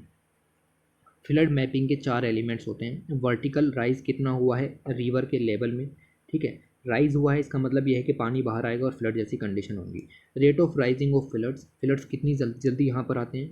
फ्लो वेलोसिटी क्या है, रिवर की फ्लो वेलोसिटी क्या है, और later inundation of flood plains क्या है। ठीक है, तो फ्लड जो प्लेन्स हैं वो किस तरीके से चेंज यहाँ पर हो रहे हैं उसकी भी बात यहाँ पर की जा सकती है। इन 4 के ज़रिए हम फ्लड्स की मैपिंग यहाँ पर करते हैं और इसके ज़रिए हमें प्रिसाइज मेज़रमेंट मिलता है कि कब यहाँ पर रिवर के अंदर फ्लड आएगा, रिवर फ्लड का लेवल कितना होगा, कितनी इंटेंसिटी का फ्लड यहाँ पर आ सकता है। ठीक है, इसके अंदर नई नई technologies like internet of things वगैरह का यूज़ या आर्टिफिशियल इंटेलिजेंस का यूज़ करके हम अलग अलग जो रिमोट लोकेशंस हैं और फ्लड मैनेजमेंट सेंटर हैं वहाँ पर इन सब चीज़ों को क्विकली ट्रांसमिट करते हैं ताकि वो जल्दी से जल्दी आप देखो कि इनिशिएटिव ले सकें फ्लड्स को रोकने के लिए। ओके, रडार्स भी यहाँ पर यूज़ किए जा रहे हैं जिनकी मदद से इंटेंस रेनफॉल इवेंट्स या फिर जो टेम्परल एवोल्यूशन है कि किस तरीके से फ्लड क्रिएट हो रहे हैं उन सभी को भी यहाँ पर देखा जा सकता है। Okay, the cause of flood is also important. हमें यह भी पता होना चाहिए कि किस वजह से जो फ्लड यहाँ पर आई, लाइक हाई इंटेंसिटी रेनफॉल, क्या वो GLOF के कारण आई या LLOF के कारण आई, क्लाउड बस्ट के कारण आई। क्लाउड बस्ट इवेंट का तो है कि साफ साफ पता चल जाता है कि किस वजह से हुआ है, एक क्लाउड बस्ट के कारण यहाँ पर हुआ है। इंटेंस रेनफॉल का भी पता लगेगा। दिक्कत आती है ग्लेशियल लेक आउटबस्ट फ्लड के अंदर और ये आपका लैंडस्लाइड डैम आउटबस्ट फ्लड के कारण। ठीक है, तो इन सब के बारे में भी हमें यहाँ पर पता होना चाहिए। उसके बाद एक टर्म यहाँ पर यूज़ की गई, that is slack water deposits. इस टर्म के बारे में जस्ट याद रखो कि क्या है। Slack water deposits are typically fine grained sand and silt. ठीक है, तो fine grained sand and silt होते हैं जो कि एक्यूमुलेट हो जाते हैं rapidly from suspension during large floods in an area where flow velocities are locally reduce. जब आपके फ्लड्स यहाँ पर आए, फ्लड्स आने के बाद कई जगह ऐसी होंगी, लोकल जगह ऐसी होंगी जिनकी वजह से जो फ्लड की इंटेंसिटी है वो उस पर्टिकुलर इलाके में कम हुई होगी। अब फ्लड की इंटेंसिटी कम हुई होगी तो वहाँ पर जो डिपॉजिट जमा हुए उसको कहा जाता है स्लैक वाटर डिपॉजिट्स। ठीक है, ये पॉइंट आपको यहाँ पर याद में रखना है। The orography and pattern of rainfall distribution decide करते हैं कि डैमेज पैटर्न क्या होगा, हॉट स्पॉट ऑफ इरोजन क्या होगा in an event of large flood. ठीक है, ये पॉइंट भी काफ़ी इंपॉर्टेंट हो जाता है। Another important thing to remember is that the head water of the river like Indus या गंगा और द रिवर जो कि सेंट्रल हिमालयन रीजन से निकलती हैं lie in rain deficit arid zone where temperature rainfall can potentially create glacial या moraine dam lake outburst and massive snow flooding in the region. Okay, तो कहने का मतलब ये है कि जो रिवर्स हैं जो हिमालयन सिस्टम से यहाँ पर निकलती हैं उनका जो हेड वाटर है जो कि आपका देख सकते हो कि इन द अपर स्टेज यहाँ पर क्रिएट हुआ है, जो कि काफ़ी स्पीड से यहाँ पर जा रहा है। वो उसकी उसकी उसकी उसकी ये जो स्पीड वगैरह है, या फिर वो कितना डिपॉजिट लेकर के यहाँ पर आ रहा है, कि क्या नीचे के इलाकों में ग्लेशियर या मोरेन डैम लेक क्रिएट हो सकती हैं, क्या उसका कितना पोटेंशियल है कि वो जो डैम वहाँ पर क्रिएट हुआ है ड्यू टू LLOF, ठीक है, क्या वो उसको यहाँ पर ब्रेक कर सकता है, फ्लडिंग की कंडीशन आ सकती है। इन सब चीज़ों को भी हम यहाँ पर देख सकते हैं। मैपिंग ऑफ फ्लड के बारे में मैंने आपको बताया कि बेसिकली जो 4 चीज़ें हैं वो यहाँ पर देखी जाती हैं। ओके, हिमालय के अंदर फ्लड वल्नरेबिलिटी है, उसको भी रिड्यूस किया जा सकता है। The floods are natural processes and are inevitable, floods तो आएंगी और आती रहेंगी, और हम इसको मिनिमाइज़ कर सकते हैं। मिनिमाइज़ करने के लिए जो ह्यूमन इंटरवेंशन हैं उनको यहाँ पर कम करना पड़ेगा, और साइंटिफिकली साउंड डाटाबेस और मॉडल्स तैयार करने पड़ेंगे, क्योंकि ह्यूमन भी नहीं मानने वाला है और नेचर भी नहीं मानने वाली है। तो हम क्या कर सकते हैं, बैलेंसिंग कर सकते हैं। ठीक है, बैलेंसिंग के लिए हिमालय की जो ओरोग्राफी है, जियोलॉजी है, किस तरीके से पहले इवेंट्स आए हैं, आगे डैमेज पैटर्न्स क्या हो सकते हैं, प्रिडिक्टिव मॉडल्स तैयार कर सकते हैं। हम पहले से ही जानने की कोशिश कर सकते हैं कि फ्लड आएगा, किस इंटेंसिटी का होगा, जो लोकल एरिया है कितना इम्पैक्ट वहाँ पर होगा, उसका फोकस क्या होगा, मैग्नीट्यूड क्या होगा, या फिर किस तरीके का जो इंफ्रास्ट्रक्चर डेवलपमेंट है वो हिमालय में किया जाए, ताकि हिमालय की जो ओरोग्राफी है उस पर ज़्यादा असर ना पड़े। ठीक है, फ्लड कॉजिंग सिस्टम्स हैं, रडार्स हैं, उनको इंस्टॉल किया जा सकता है हिमालय के ड्रेनेज बेसिन के अंदर, और फ्लड मैनेजमेंट सेंटर हैं, उनमें नई टेक्नोलॉजीज़ वगैरह का यूज़ भी हम यहाँ पर कर सकते हैं। मॉनिटरिंग जो नेटवर्क्स हैं उनका यूज़ भी किया जा सकता है, और ठीक है, तो ऐसा सब काम भी यहाँ पर आप देख सकते हो कि ये सब चीज़ें भी यहाँ पर चल रही हैं। Geographical information system, artificial intelligence जैसी टेक्नोलॉजीज़ का यूज़ करके हम जो हिमालयन फ्लडिंग मैप भी यहाँ पर तैयार कर सकते हैं। एटलस तैयार किया जा सकता है एक, और उसके कारण जितने भी फ्लड इवेंट्स हिस्ट्री में हुए हैं उनका जो डैमेज पैटर्न है उन सब के बेस पर एक प्रेडिक्टिव मॉडल तैयार किया जा सकता है कि आने वाले समय में कब कहाँ पर किस तरीके के जो हैं वो फ्लड आ सकते हैं इन द हिमालयन रीजन, और उससे किस तरीके का डैमेज होगा और कैसे बचा जाए। ठीक है, ये सब काम आप यहाँ पर कर सकते हो। आर्टिकल एंड हो जाता है यहाँ पर। ठीक है, उसके बाद अगले आर्टिकल की तरफ चलते हैं, और जो अगला आर्टिकल यहाँ पर है ये हमें बताता है अबाउट जियोमैग्नेटिज्म। ठीक है, जियोमैग्नेटिज्म के बारे में इन्होंने यहाँ पर बताया है, और ये जो ऑथर ने लिखा है प्रवीण वी गवाल्स। ठीक है, तो ये क्या है कि जो मैग्नेटिज्म, इंडियन इंस्टीट्यूट ऑफ जियोमैग्नेटिज्म, उसके अंदर एज अ ऑथर यहाँ पर वर्क करते हैं। तो मैगज़ीन के साथ दिक्कत यही है कि जो भी यहाँ पर लिख रहा है पूरा अपने इंस्टीट्यूट के सेंट्रिक लिख रहा है। जो मैग्नेटिज्म के बारे में बताना चाहिए था काफ़ी कुछ आप यहाँ पर जान सकते थे लिखने के लिए, लेकिन नहीं, इन्होंने सिर्फ और सिर्फ यही बताया कि ये इंस्टीट्यूट क्या कर रहा है, क्या चीज़ें यहाँ पर चल रही हैं। दिक्कत है बहुत बड़ी। ठीक है, ऐसे ही अगर हम और भी ऑथर्स को यहाँ पर देखें तो पहले भी यही सब काम यहाँ पर हुआ है। लाइक इन्होंने न्यूक्लियर पावर के बारे में लिखा। ठीक है, इससे पहले विज्ञान प्रसार के बारे में इन्होंने यहाँ पर लिख डाला इतना सारा। ठीक है, तो ठीक है आप लिखो, लेकिन वो कुछ जानकारी इस तरीके की भी तो दो कि एग्ज़ाम के अंदर काम की हो जाए। ठीक है, तो देखते हैं कि कौन कौन से पॉइंट्स निकलते हैं जियो मैग्नेटिज्म से रिलेटेड। ज़्यादा कुछ नहीं निकलता है, फिर भी हम देख लेते हैं कि क्या है। जब भी कुछ लिखने के लिए जियोमैग्नेटिज्म के बारे में, geomagnetism is the study of the dynamics of Earth's magnetic field. Earth का अपना मैग्नेटिक फील्ड है। इस तरीके की इमेज आप अक्सर यहाँ पर देखते हो कि पेपर के अंदर नॉर्थ पोल होता है, साउथ पोल होता है। नॉर्थ मैग्नेटिक पोल अलग होता है, जियोग्राफिकल नॉर्थ पोल अलग होता है, याद रखिएगा इस चीज़ को भी। ठीक है, ऐसे ही साउथ के अंदर भी ये दोनों चीज़ें अलग अलग होती हैं। ठीक है, तो अर्थ के मैग्नेटिक फील्ड की डायनामिकम, जो आपकी डायनामिक्स है उसको यहाँ पर स्टडी करने के लिए जो मैग्नेटिज्म जो है उसका यूज़ किया जाता है। Okay, which is produced in the outer core. और ये जो अर्थ के आउटर कोर है वहाँ से ये जो मैग्नेटिक फील्ड है वो क्रिएट होता है, जिसकी वजह से हम यहाँ पर कर सकते हैं। अर्थ का जो मैग्नेटिक फील्ड है वो जियो एक्साइल डाईपोल है, यानी एक नॉर्थ पोल है एक साउथ पोल है। ठीक है, तो डाईपोल है from with north and south magnetic poles located near the geographical poles. Geographical poles के नियर में ये चीज़ें यहाँ पर बनी हुई हैं, और इस तरीके से आपका यहाँ पर काम होता है। अब ऑथर की भी सुन लेते हैं कि ऑथर ने क्या कहा है। द ऑथर ने यहाँ पर ये बताने की कोशिश की है कि ये जो इन्होंने इंस्टीट्यूट यहाँ पर तैयार किया है, नाम है इंस्टीट्यूट का आपका जो Indian institute of geo magnetism था। ठीक है, Indian institute of geo magnetism, ये आपका इसका रिसर्च एरिया है। ये एक्सप्लोर करते हैं the interior of the earth. एक तरफ तो ये अर्थ के इंटीरियर को भी देखते हैं, क्योंकि आउटर कोर से ही इलेक्ट्रिक जो मैग्नेटिक फील्ड है वो यहाँ पर क्रिएट हो रहा है। दूसरी साइड ये भी देखते हैं कि सन के इलेक्ट्रिक जो मैग्नेटिक फील्ड है उसका अर्थ के मैग्नेटिक फील्ड पर क्या असर पड़ता है, उसके डायनामिक्स को भी समझने के लिए ये लोग यहाँ पर काम कर रहे हैं। तो हमें इसके अंदर पीएचडी नहीं करनी, इंडियन इंस्टीट्यूट ऑफ जियोमैग्नेटिज्म ये ऑथर का काम है, हमारा काम नहीं है। हमें क्या देखना है, हमें कुछ अपने पॉइंट्स निकालने की कोशिश करनी है।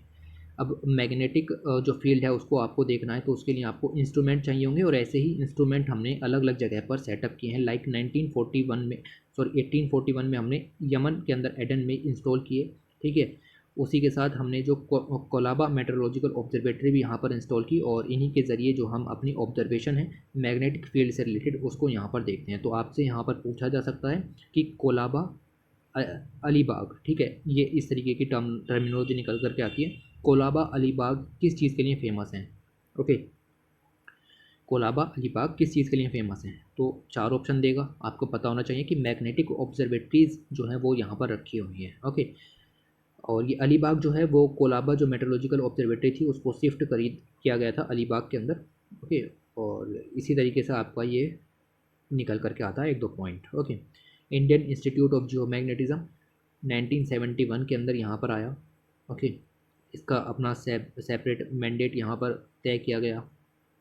ऑलराइट, तो ऐसा सब काम यहाँ पर चल रहा है, क्या किया जाए। ऑलराइट, और स्टडी करेगा जियोमैग्नेटिज्म को अर्थ के, और बस भाई कुछ खास नहीं निकलता है यहाँ से, मैं फिर से बता दूँ। ओके, ऑलराइट, उसके बाद या नहीं कुछ काम का यहाँ से नहीं निकलता है। जियोमैग्नेटिज्म के ऊपर आप देखो, एक तो आपको ये डेफिनेशन पता होनी चाहिए 2 लाइन की, यहाँ तक आप ख़त्म कर सकते हो। उसके बाद पीटी का भी ये पॉइंट निकलता है कि कोलाबा जो अलीबाग एरिया है वो किस चीज़ के लिए फेमस है, तो मैग्नेटिक ऑब्जर्वेटरीज वहाँ पर हमारी सिचुएटेड हैं। ओके, मैग्नेटिक मिनरल्स जिसके कारण जो मैग्नेटिज्म की प्रॉपर्टी अर्थ के अंदर आई है उनको समझना काफ़ी ज़्यादा ज़रूरी है, ताकि क्लाइमेट चेंज से रिलेटेड और एनवायरमेंटल फ्लैक्चुएशंस किस वजह से हो रही हैं उसको भी यहाँ पर समझा जा सके। दीज मिनरल्स जो कि बहुत ज़्यादा स्टेबल हैं in the unchanging physico chemical domain but are quite sensitive to the change of circumstances. देखिए, अर्थ के मैग्नेटिक फील्ड को क्रिएट करने में बहुत सारे मैग्नेटिक मिनरल्स यहाँ पर होंगे।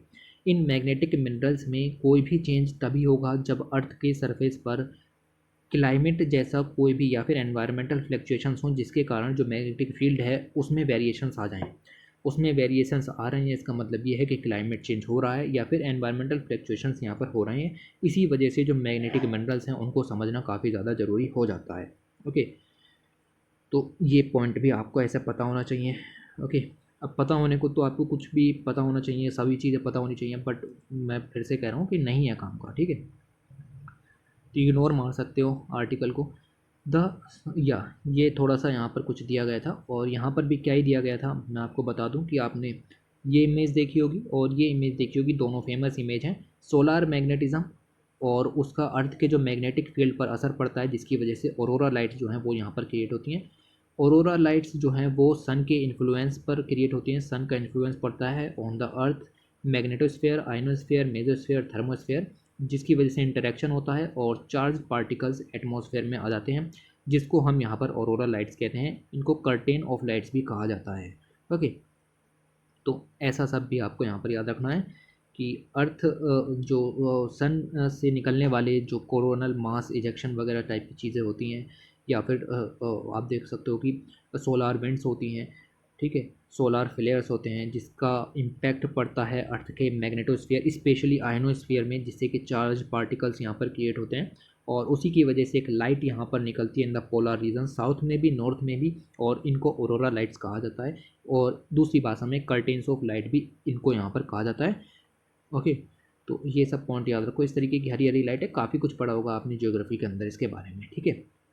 ये पॉइंट निकल करके आया, ठीक है। तो आर्टिकल के अंदर से 3 पॉइंट बैठे बैठे निकाल लिए, बाकी निकलना कुछ नहीं था, ठीक है। ये हो गया आपका इधर। अगले चलते हैं और फिर से एक गंदे आर्टिकल की तरफ बढ़ते हैं। ये रहा, ठीक है। अगला article nano technology in textile. भैया कौन पूछेगा नैनो टेक्नोलॉजी इन टेक्सटाइल, ये इन्होंने लिखा है और ये 100% आपका किसी टेक्सटाइल इंडस्ट्री में वर्क करती होंगी, ठीक है। दिया गया है क्या? नहीं दिया गया, ठीक है। तो मैंने क्या किया कि यहाँ से आपको कुछ भी नहीं पढ़ना, ये कहते हुए आपका ये आर्टिकल मैंने ख़त्म कर दिया, ठीक है। नहीं है ना ज़रूरत नैनो टेक्नोलॉजी के। और भी यूजेस यहाँ पर हैं, 1000 तरीके के यूजेस नैनो टेक्नोलॉजी के आपको मिल जाएंगे। आपको इस आर्टिकल को नहीं पढ़ना है। ओके, कभी साइंस की मैगजीन वगैरह में आएगा नैनो टेक्नोलॉजी के बारे में, तब पढ़ेंगे डिटेल के अंदर व्हाट इज़ दिस और क्या क्या काम होते हैं। लेकिन टेक्सटाइल के अंदर पर्टिकुलरली इसको नहीं पढ़ने बैठेंगे। आप देख सकते हो कि nano technology allows the manipulation of atoms or molecules to create or modify material at a nano scale। Okay, तो नैनो टेक्नोलॉजी की मदद के ज़रिए जो मटेरियल है उसके एटम्स को, मॉलिक्यूल्स को मॉडिफाई करके हम नैनो स्केल में कन्वर्ट कर सकते हैं। साथ ही साथ आप देखें, एक एग्जांपल भी दिया गया था कि नैनो टेक्नोलॉजी का टेक्सटाइल के अंदर किस तरीके से यूज़ किया जा सकता है।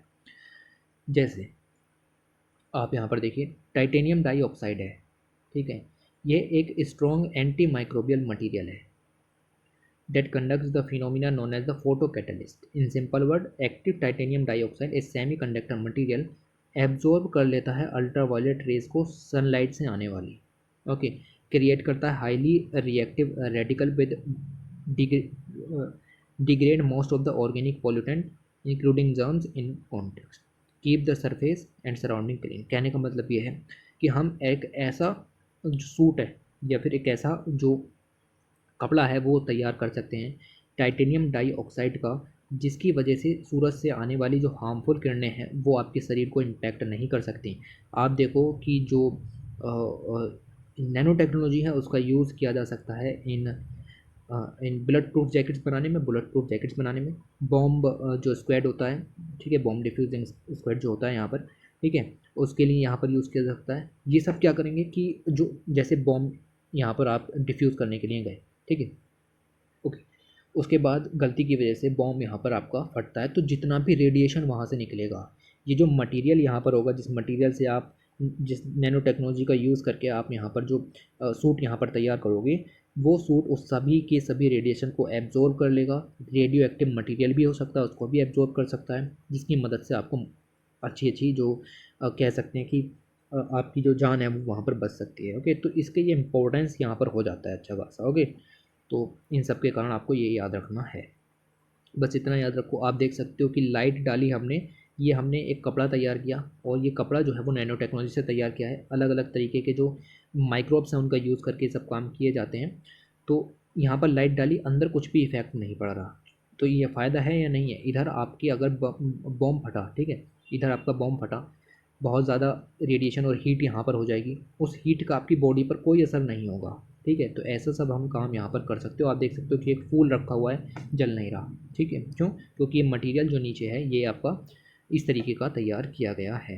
एंटी माइक्रोबियल टेक्सटाइल्स तैयार किए जा सकते हैं, स्पेशली इन मेडिकल सेक्टर, जो कि आप देख सकते हो ऐसा कर्टेन्स यहाँ पर हो सकते हैं, बेड कवर्स हैं, फेस मास्क हैं, जो कि क्या है कि अगर आप उसके ऊपर लेटे हो, ठीक है, आपका बेड है, बेड के ऊपर पेशेंट लेटा है, हो सकता है कि उसको कोविड-19 जैसी प्रॉब्लम्स हो, और ये प्रॉब्लम्स यहाँ पर अगर उसको हैं तो आप यहाँ पर देखिए कि जो भी माइक्रोब्स उसके शरीर में होंगे उनका असर नहीं होगा, क्योंकि ये बेड उनको ख़त्म कर सकता है, क्योंकि ये बना हुआ है एंटी माइक्रोबियल टेक्सटाइल से।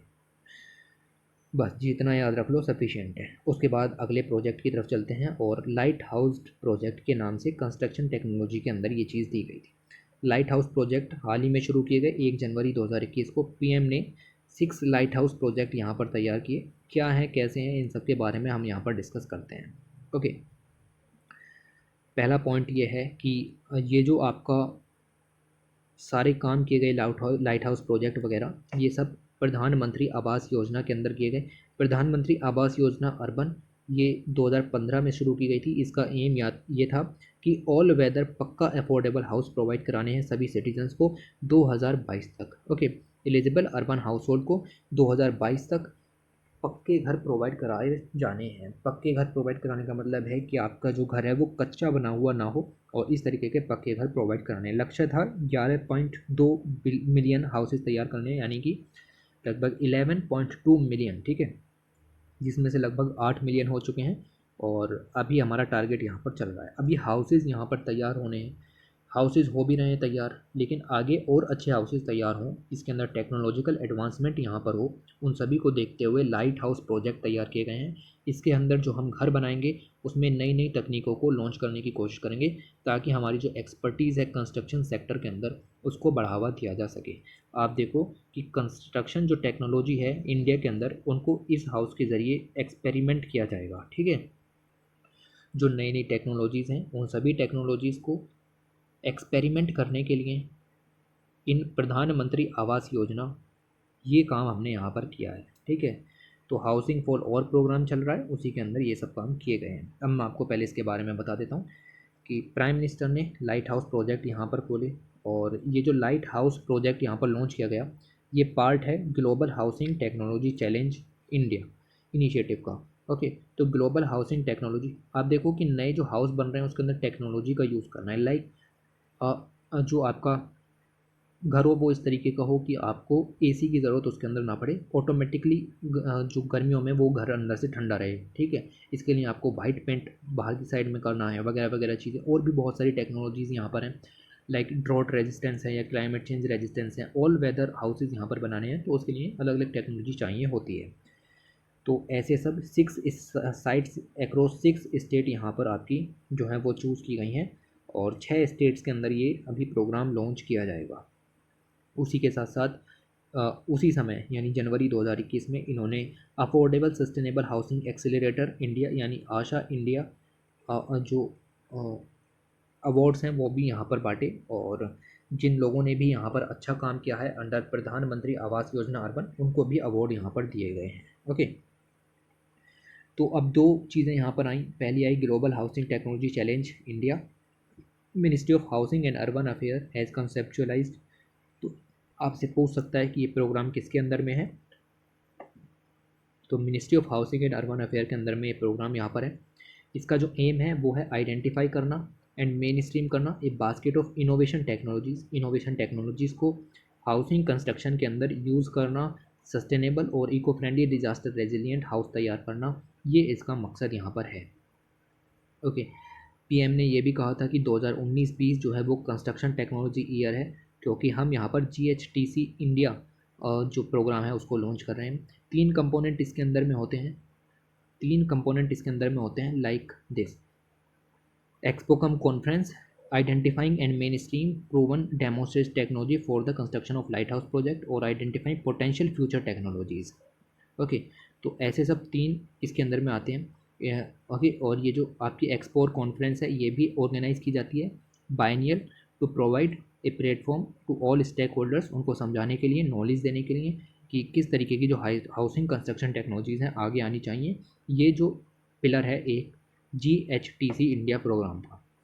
दूसरा, लाइट हाउस प्रोजेक्ट के जो कंस्ट्रक्शन में किस तरीके की टेक्नोलॉजीज़ यहाँ पर आनी चाहिए, उनके मेरिट्स क्या होनी चाहिए, ये सब काम भी इसके अंदर में है।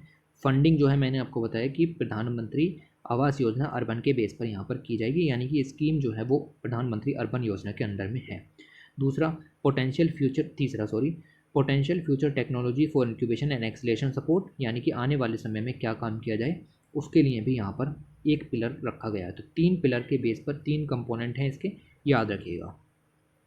ठीक है, उसके बाद लाइट हाउस प्रोजेक्ट मैंने आपको बताया कि 6 स्टेट के अंदर 6 साइट्स यहाँ पर चुनी गई हैं, और वहाँ पर ये जो है वो लॉन्च किया जाएगा।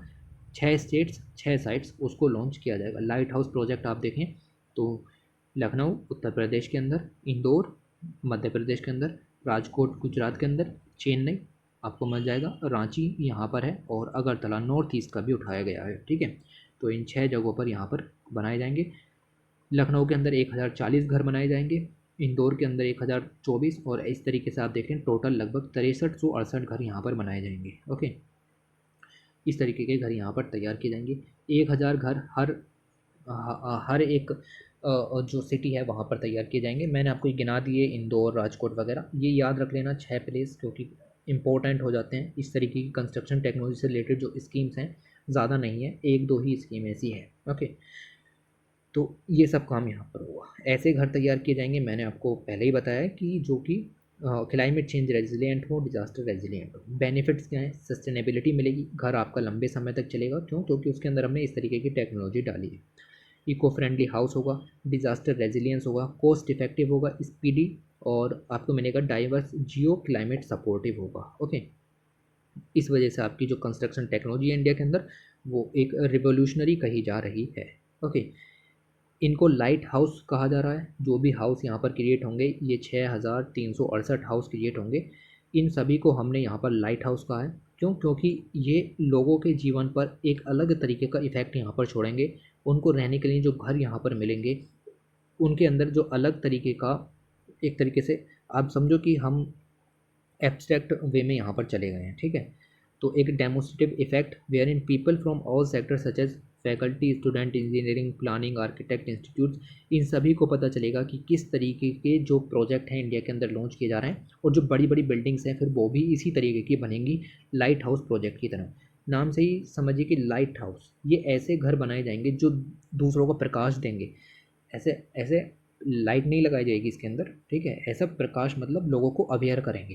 ठीक है, लोगों को अवेयर करेंगे, लाइट हाउस के नाम से इनको यहाँ पर तैयार किया है। लोगों को अवेयर करेंगे कि देखिए ऐसी भी टेक्नोलॉजी इंडिया के अंदर यहाँ पर है। ओके, तो ये पॉइंट आपको यहाँ पर याद में रखना है। उसके बाद आगे चलें और देखते हैं कि आगे कौन कौन से आर्टिकल्स हमारे काम के हो जाते हैं। तो इसके बाद अगर हम अगले आर्टिकल की तरफ चलें तो लाइट हाउस प्रोजेक्ट से आगे आपका आर्टिकल आ जाता है sky is wide open, drone policy के बारे में बताया गया है। ठीक है, तो ड्रोन पॉलिसी लॉन्च की गई है 2021 की। ओके, और जुलाई में ये लॉन्च की गई। 5 कैटेगरीज ड्रोन की यहाँ पर दी गई हैं कि नैनो, मिनी, मैक्रो टाइप की। ठीक है, तो कौन से कहाँ फ्लाई किए जा सकते हैं, ये सब जो पॉलिसीज़ हैं, देखते हैं कि क्या क्या आर्टिकल्स के अंदर दिया गया है। ड्रोन्स इन इंडिया, ड्रोन्स इनको ऑफिशियली अनमैन्ड एयरक्राफ्ट सिस्टम कहा जाता है। इंडिया के अंदर 1990 से यहाँ पर होने शुरू हुए थे। हालांकि हमने जो अपना पहला ड्रोन है वो इजराइल से मंगाया था। उसके बाद इंडिया के DRDO ने आप देख सकते हो कि इंडिजिनसली इनको डेवलप करना शुरू किया, और आर्म्ड फोर्सेस के लिए भी डिप्लॉय करना इनको यहाँ पर शुरू किया गया। ओके, ड्रोन्स आर ए की एलिमेंट ऑफ दिस ट्रांसफॉर्मेशन, क्योंकि आप देखो कि हर जगह पर ड्रोन्स यूज़ होने लगे हैं। एग्रीकल्चर फील्ड हो, ठीक है, एविएशन फील्ड हो, आपका डिलीवरी सिस्टम हो, ठीक है, हर चीज़ के अंदर प्रिसीजन टारगेटिंग, इंटेलिजेंस गैदरिंग, हर चीज़ के अंदर ये ड्रोन्स का यूज़ यहाँ पर होने लगा है। और इंडिया के अंदर डोमेस्टिक इनोवेशन, इंडिजिनस डेवलपमेंट करने के लिए जून 2021 में मिनिस्ट्री ऑफ डिफेंस ने 500 करोड़ रुपए का बजटरी एलोकेशन भी दिया है अगले 5 साल के लिए, और स्कीम भी लॉन्च की है under innovation for defence excellence, iDEX जो है एक एग्जीक्यूटिव आर्म है डिफेंस इनोवेशन ऑर्गेनाइजेशन की। ओके, और इसका जो काम है वो ये है कि इंडिया के अंदर ऐसा इकोसिस्टम क्रिएट करना है जो कि इंडिया के डिफेंस एंड एरोस्पेस सेक्टर के टेक्नोलॉजिकल डेवलपमेंट के लिए हो। ठीक है, तो स्पेशली ड्रोन के लिए नहीं है, इंडिया के डिफेंस और एरोस्पेस सेक्टर में टेक्नोलॉजिकल डेवलपमेंट और इंडिजिनस इनोवेशन को बढ़ावा देने के लिए ये जो आर्म है यहाँ पर तैयार की गई थी आईडेक्स, और ये अंडर में वर्क करती है डिफेंस इनोवेशन ऑर्गेनाइजेशन के। MSMEs को सपोर्ट करो, स्टार्टअप्स को सपोर्ट करो, इनोवेटर्स को सपोर्ट करो, ठीक है, रिसर्च एंड डेवलपमेंट बढ़ाओ, उसके लिए सब काम यहाँ पर किया जा रहा है। दिस स्कीम जो कि अंडर द IDX, यहाँ पर IDEX शुरू की गई है, क्योंकि ये सपोर्ट कर रही है इस समय 300 से ज़्यादा MSMEs को, स्टार्टअप्स को, और बहुत सारे इंक्यूबेटर्स को भी यहाँ पर सपोर्ट कर रही है। मेक इन इंडिया प्रोग्राम के ज़रिए आत्मनिर्भर भारत बनाने की बात यहाँ पर चल रही है। ड्रोन रूल्स 2021 यहाँ पर लॉन्च किए गए। टेक्नोलॉजिकल डेवलपमेंट यहाँ पर ओवर द लास्ट 3 डिकेड्स चल रहा है। ड्रोन यहाँ पर यूज़ होने शुरू हुए, और एग्रीकल्चर हो, एरियल फोटोग्राफी हो, इंफ्रास्ट्रक्चर असेसमेंट हो, disaster management, fire fighting, police surveillance, और now package delivery like e-commerce giant वगैरह, ये सभी इस चीज़ों को यहाँ पर यूज़ कर रहे हैं। ड्रोन को 30 मिनट में हम यहाँ पर आपको पैकेज पहुँचा देंगे वगैरह वगैरह टाइप की चीज़ें ड्रोन के ज़रिए चल रही हैं। इन सभी चीज़ों को ध्यान में रखते हुए जुलाई 2021 में गवर्नमेंट ऑफ इंडिया ने ड्राफ्ट पॉलिसी रिलीज़ की ड्रोन्स के लिए, जो कि बेसिकली बेस है on the built of a premises of trust and self certification and non intrusive monitoring. ठीक है, आपको काफ़ी सारी सुविधाएं भी दी गई हैं, लेकिन साथ ही साथ सेफ्टी और सिक्योरिटी कंसिडरेशन का भी ध्यान रखा गया है। नेशनल सिक्योरिटी और इंटीग्रिटी को देखते हुए ये पॉलिसी लॉन्च की गई है। आपको कुछ हद तक जो ड्रोन्स हैं वो अलाउ किए गए हैं, लेकिन काफ़ी सारी ऐसी भी चीज़ें हैं जो कि आपको नहीं की गई हैं। तो आप देखें कि अलाउ करते हैं एंथुसिस्ट एंड प्रोफेशनल्स कि वो यूज़ कर सकते हैं, यानी लिबरल रेगुलेशंस हैं, ठीक है। मतलब काफ़ी सारे लोगों को ड्रोन की जो परमिशन है वो यहाँ पर दी गई है। Until now, keeping in mind the security concern, civilian use of drone restricted था और क्लोजली मॉनिटर्ड किया जाता था। लेकिन अभी देखें, इसके ज़्यादा से ज़्यादा यूजेस को देखते हुए इसके जो आप कह सकते हो कि रूल्स हैं उसको थोड़ा सा लिबरलाइज किया गया है और सिविलियन यूज़ ऑफ ड्रोन भी अलाउ कर दिया गया है। Okay, this has allowed greater civilian use of drones even for recreational purpose. Okay, तो द न्यू पॉलिसी की अगर हम बात करें, मैंने आपको बताया कि 5 क्लासिफिकेशंस हैं यहाँ पर। वेट के हिसाब से इसको 5 हिस्सों में बांटा गया है। जैसे मिनी ड्रोन्स हैं, मिनी ड्रोन्स 250 ग्राम से छोटे जो हैं, जितने भी ड्रोन होंगे वो मिनी ड्रोन यहाँ पर कहे जाएंगे, ठीक है। और जो लार्ज ड्रोन होंगे वो 150 किलोग्राम तक यहाँ पर हो सकते हैं। ओके, तो ऐसा सब यहाँ पर किया गया है। उसके साथ साथ सिविलियन परचेज़ कर सकें, वो सब काम भी इजी कर दिया है और ड्रोन्स के यूज़ को सिविलियन आसानी से कर सकें। साथ ही लाइसेंस लेने के लिए ज़्यादा दिक्कत ना हो वगैरह वगैरह चीज़ें भी यहाँ पर की गई हैं। रिमोट पायलट लाइसेंसेस विल अब 10 साल तक के लाइसेंस यहाँ पर जारी कर दिया गया है। तो 10 साल तक आप ड्रोन को एक ही लाइसेंस के ज़रिए उड़ा सकते हो। ओके, तो ऐसा सब काम यहाँ पर है। The government no longer mandates any licence for the operation of neither a mini or the nano drones. कहा है कि मिनी और नैनो ड्रोन्स के लिए किसी भी तरीके के लाइसेंस की ज़रूरत नहीं है, ठीक है। ये भी बात इसके अंदर कही गई है। रिक्वायरमेंट्स फॉर सिक्योरिटी क्लियरेंस और उसको भी रिमूव यहाँ पर कर दिया है। और हाउवर ऑल ड्रोन जो हैं उनको आपको सर्टिफिकेट ऑफ एयर वर्दीनेस यहाँ से लेना पड़ेगा, मिनिस्ट्री ऑफ सिविल एविएशन से। ओके, तो ये सब चीज़ें भी यहाँ पर है। मिनिस्ट्री ऑफ सिविल एविएशन और डिजिटल स्काई प्रोग्राम भी लॉन्च करेगी, जो कि एक सिंगल विंडो होगी ड्रोन्स के क्लियरेंस के लिए। ओके, और इसके अंदर जो रिक्वायरमेंट है क्लियरेंस की वो 25 से 5 कर दी गई हैं। मतलब पहले आपको लगातार कह सकते हैं कि 25 फॉर्म भरने पड़ते थे या फिर 25 आप कह सकते हो कि क्लियरेंसेस लेने पड़ते थे, लेकिन अभी वो सब नहीं लेने हैं। तो जो रूल्स हैं उनको लिबरलाइज किया गया है। ओके, इसी तरीके से इनकी जो जोन्स हैं कहाँ पर आप उड़ा सकते हो, like yellow controlled air space, green आपको किसी भी तरीके का परमिशन नहीं दी जाएगी और रेड फ्लाइंग परमिटेड ही नहीं है, ठीक है। तो इस तरीके से इसको यहाँ पर बांटा भी गया है। Insignificant change, a previous no fly radius of 45 kilometre around airports has now been reduce to the 12 kilometres. Okay, तो पहले एयरपोर्ट के 45 किलोमीटर के चारों तरफ आप ड्रोन्स नहीं उड़ा सकते थे, लेकिन अब उसको घटा करके कर दिया है 12 किलोमीटर। यानी अब आप एयरपोर्ट के चारों तरफ 12 किलोमीटर्स तक कोई भी ड्रोन नहीं उड़ा सकते हो।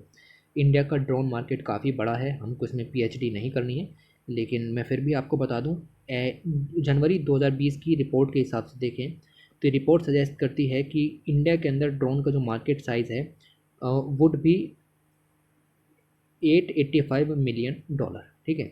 तो लगभग 1 बिलियन का यहाँ पर मार्केट यहाँ पर पहुँच जाएगा, ठीक है।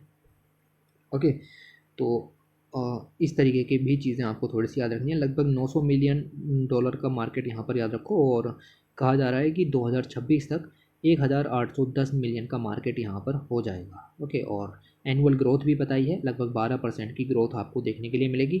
और 2024 तक आप देखें तो 43 बिलियन डॉलर का मार्केट यहाँ पर हो जाएगा। बिलियन लिखा हुआ है, मिलियन नहीं है, ठीक है। ओके, तो ऐसा सब काम यहाँ पर है। और इसी चीज़ को देखते हुए आप देखें, क्योंकि लिबरलाइज्ड पॉलिसी लॉन्च की गई है और इंडस्ट्रियल जो लोग हैं उन्होंने इसको यहाँ पर कहा है कि भाई बहुत अच्छी पॉलिसी यहाँ पर लॉन्च की है। ओके, और बिजनेसेस यहाँ पर बढ़ेंगे, एक्सपेंड होंगे, बिजनेस एफिशिएंसी एनहेंसमेंट होगी, डिलीवरी भी बहुत ही स्पीडी यहाँ पर होनी शुरू हो जाएंगी। ई कॉमर्स जो है उनके मज़े आ गए यहाँ पर, ठीक है। तो ये सब भी आप यहाँ पर याद रखो। अब इसका मिलिट्री में भी यूज़ किया जाता है ड्रोन्स का, और ड्रोन्स के मिलिट्री में यूज़ करने में India is currently the third largest importer of military grade drones. Okay, तो मिलिट्री ग्रेड ड्रोन्स को भी हम इंपोर्ट करते हैं। तीसरे बड़े इंपोर्टर हम यहाँ पर हैं according to the Stockholm International Peace Research Institute, SIPRI के हिसाब से यहाँ पर आप देखें। इम्पोर्ट्स को कम करने के लिए डीआरडीओ खुद से जो अनमैन्ड एरियल व्हीकल हैं स्पेशली फॉर मिलिट्री ग्रेड, ठीक है, उनको भी यहाँ पर तैयार कर रहा है। और मिलिट्री यूजेस के लिए, सर्विलियंस के लिए, डिलीवरीज़ के लिए, एग्रीकल्चर पर्पसेस के लिए भी ये सब काम यहाँ पर किए जा रहे हैं। ड्रोन पॉलिसी 2021 इस चीज़ को और ज़्यादा बढ़ावा देने के लिए यहाँ पर यूज़ की जाएगी। ओके, तो मार्केट को यहाँ पर बढ़ावा दिया जाएगा इसके ज़रिए। इंडियाज़ इनहेरेंट इनोवेशन पोटेंशियल, तो इंडिया के अंदर इनोवेशन के लिए पोटेंशियल तो काफ़ी ज़्यादा है, लाइक एफडीआई वगैरह की कंडीशंस भी हैं, वो भी काफ़ी ज़्यादा देखने के लिए मिली हैं। साथ ही ये रूल्स इतने ज़्यादा लिबरलाइज हैं कि अपने आप ही जो इनोवेशन है वो यहाँ पर बढ़ेगा। ओके, तो the deep penetration of the internet, जो डिजिटल डिवाइड है, लोगों के हाथ में इंटरनेट भी है। ओके, और रूरल एरिया में भी जो ब्रॉडबैंड कनेक्टिविटी है, ऑप्टिकल फाइबर केबल और भारत नेट प्रोजेक्ट वगैरह के ज़रिए उन सबको भी हमने यहाँ पर बढ़ावा दिया है। फिर इनोवेशन के लिए भी हम काफ़ी सारी चीज़ें यहाँ पर कर रहे हैं। ओके, तो उन सब के ज़रिए इंडिया के अंदर जो इनोवेशन है वो यहाँ पर काफ़ी ज़्यादा है। साथ ही एफडीआई वगैरह को यहाँ इंडिया के अंदर काफ़ी ज़्यादा बढ़ावा देने के लिए बहुत सारे काम किए। कोविड-19 पेंडेमिक के दौरान भी एफडीआई काफ़ी ज़्यादा इंडिया के अंदर आया, बिकॉज फार्मास्यूटिकल जो सेक्टर हैं और टेक्नोलॉजिकल आईटी जो सेक्टर है काफ़ी ज़्यादा बढ़ोतरी देखने के लिए मिली। The total FDI inflow into India 13% से बढ़ गया 2020 में। ठीक है, हालांकि ग्लोबल लेवल पर जो एफडीआई था वो घट गया था 42% से। ठीक है, तो इंडिया का ये पॉजिटिव जो हिस्सा है ये आपको पता होना चाहिए। और now with the targeted support to the drone industry, India can sure to witness a transformation in interaction with unmanned aircraft systems। तो skies जो हैं वो हमारे लिए पूरी तरीके से खुले हुए हैं। ड्रोन पॉलिसीज़ का हमें अच्छे से फ़ायदा उठाना है। ओके, इसी के साथ आपका ये आर्टिकल ख़त्म होता है और अब हम बात करते हैं आगे। अगला article national education policy, sorry new education policy. और इसके अंदर अगर आप देखें 2020 की पॉलिसी जुलाई में लॉन्च की गई थी। साइंस एजुकेशन की बात यहाँ पर की गई है। ओके, तो साइंस एजुकेशन में अगर हम अंदर बात करें, देखते हैं कि क्या चीज़ें दी गई हैं। For the last few decades many schemes programmes department of science and technology government India ने यहाँ पर चलाए हैं कि स्कूल के जो बच्चे हैं उनको साइंस एंड टेक के बारे में बताया जाए। फिर साथ ही साथ जो न्यू एजुकेशन पॉलिसी आपकी यहाँ पर लॉन्च की गई, today these programmes can play a major role in fulfilling the objectives of NEP. तो नेशनल जो आपकी एजुकेशन पॉलिसी है उसके जो प्रोग्राम्स हैं उनको यहाँ पर पूरा करने में साइंस की जो एजुकेशन है वो मदद कर सकती है। उसके लिए प्रोग्राम्स जो चलाए गए वो यहाँ पर दिए गए हैं। लाइक पहला प्रोग्राम दिया गया है इंस्पायर प्रोग्राम और दूसरा दिया गया है मानक स्कीम। ठीक है, okay, inspire programme and Manak scheme. Inspire की फुल फॉर्म है innovation in science pursuit for inspired research programme. ये एक फ्लैगशिप प्रोग्राम है किसके अंदर, department of science and technology के अंदर इम्प्लीमेंट किया जाएगा बाई नेशनल इनोवेशन फाउंडेशन के ज़रिए। मकसद क्या है, मकसद ये है कि स्टूडेंट्स को बताना है कि साइंस को एज ए अपना करियर चुनिए। ठीक है, schemes has been aligned with the action plan 18 of the startup India program that stipulates the launching of innovation focused program for students. Students को ये बताया जाएगा इसके अंदर कि आप जो है वो साइंस को एज अ करियर यहाँ पर चुन सकते हो। ओके, उनके अंदर साइंस की जो भावना है उसको प्रोत्साहित करने के लिए काम यहाँ पर किया जाएगा।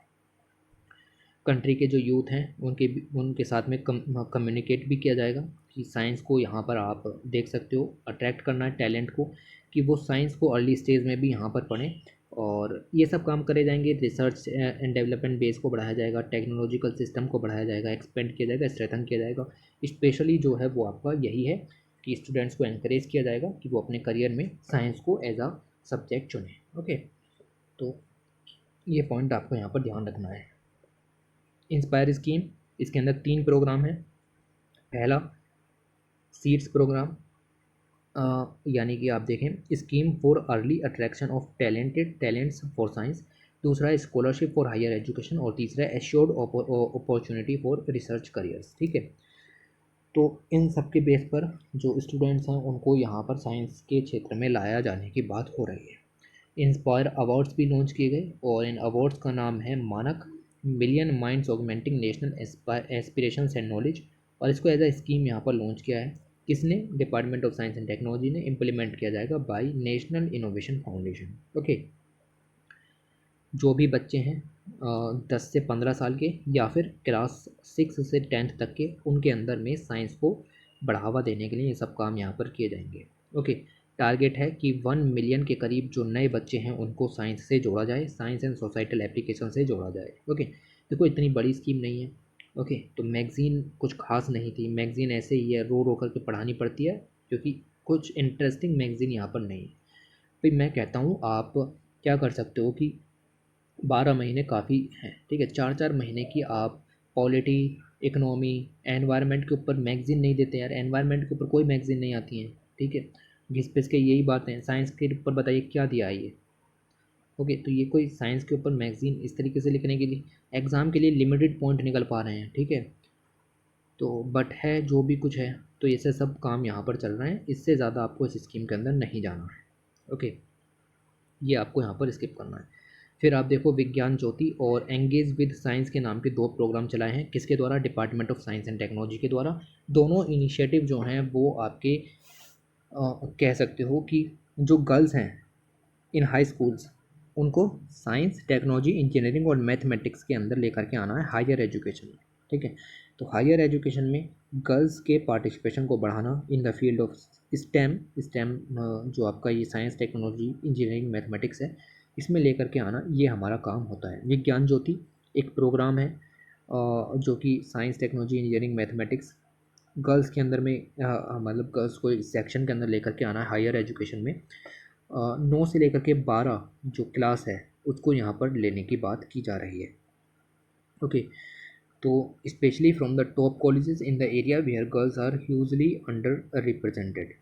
विज्ञान ज्योति का एम ये है कि 100 गर्ल्स स्टूडेंट को 550 डिस्ट्रिक्ट की 2020 से 25 तक the student will be chosen based on their percentile, उनको हायर एजुकेशन के अंदर स्टेम के अंदर लेकर के आना है, ओके।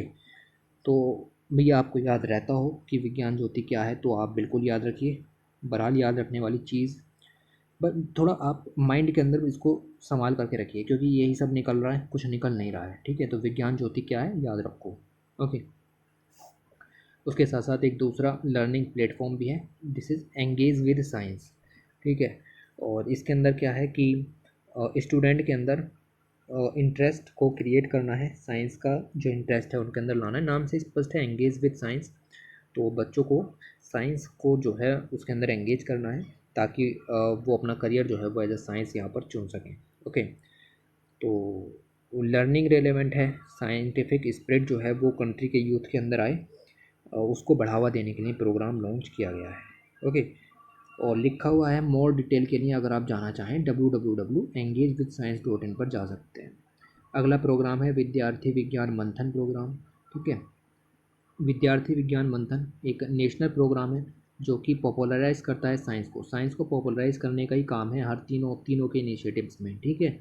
एमंग स्कूल स्टूडेंट्स जो कि 6 से लेकर के आप देख सकते हो 11th लेवल के हैं, ठीक है, उनके बीच में साइंस को पॉपुलराइज करने का काम इसका यहाँ पर है, okay.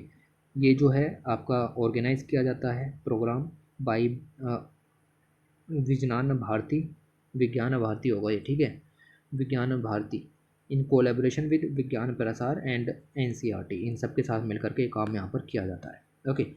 Further PhD not important, ये भी छोड़ सकते हो। किशोर विज्ञान प्रोत्साहन योजना भी चल रही है, department of science and technology की इम्प्लीमेंट की जा रही है IISc बेंगलोर के द्वारा। और बेसिक साइंस जो है करियर के रूप में वही सब चीज़ें स्टूडेंट्स को वो are studying basic science to take up a research career, उनको मदद करने के लिए, उनको एनकरेज करने के लिए प्रोग्राम शुरू किया था। फिर नेशनल चाइल्ड साइंस प्रोग्राम यहाँ पर है जिसको चिल्ड्रंस साइंस कांग्रेस भी कहते हैं, डिस्ट्रिक्ट और स्टेट लेवल पर होती है। और प्रोग्राम है department of science and technology का, ओके। तो ये जो आपकी कांग्रेस है, फोरम है, children's science congress forum, available to children in the age group between 10 to 17 year, promote करती है चिल्ड्रन को कि वो सिग्निफिकेंट सोसाइटल प्रॉब्लम्स के बारे में सोचे, उनके कॉजेज़ के बारे में सोचे और उनके जो साइंटिफिक सॉल्यूशंस निकल सकते हैं उनके बारे में भी सोचे, ताकि उसके अंदर स्पिरिट आए कि मुझे हाँ इन सब प्रॉब्लम्स के लिए साइंस के ज़रिए कुछ मदद करनी है, ठीक है। तो ये कांग्रेस इस तरीके का वर्क यहाँ पर करती है। फिर साइंस क्लब्स हैं, लाइक मैंने आपको बताया BIP-NET के बारे में, जो कि विज्ञान प्रसार नेटवर्क ऑफ साइंस क्लब का एक शॉर्ट फॉर्म है, ओके। इसके बारे में मैंने आपको बताया। जिज्ञासा प्रोग्राम चल रहा है CSIR का, ओके, जिज्ञासा प्रोग्राम इन कोलेब्रेशन विद केंद्रीय विद्यालय संगठन के साथ, ओके। तो विद द प्राइमरी ऑब्जेक्टिव क्या है, एक्सटेंड करना है द क्लासरूम एजुकेशन को, फोकस करना है कि research laboratories based on learning इस स्कूल्स के अंदर यहाँ पर होनी चाहिए, केंद्रीय विद्यालय के अंदर भी होनी चाहिए, जिसकी मदद से जो बच्चे हैं उनके अंदर इस तरीके की भावना निकल करके आए। The programme is expected to connect, बहुत सारे जो केंद्रीय विद्यालय हैं उनको कनेक्ट करना है, नेशनल लेबोरेटरीज़ हैं उनको भी कनेक्ट करना है, स्टूडेंट टीचर्स को भी कनेक्ट करने की बात इसके ज़रिए होगी, जिज्ञासा प्रोग्राम के ज़रिए। ओके, उसके अलावा अटल इनोवेशन मिशन तो चल ही रहा है।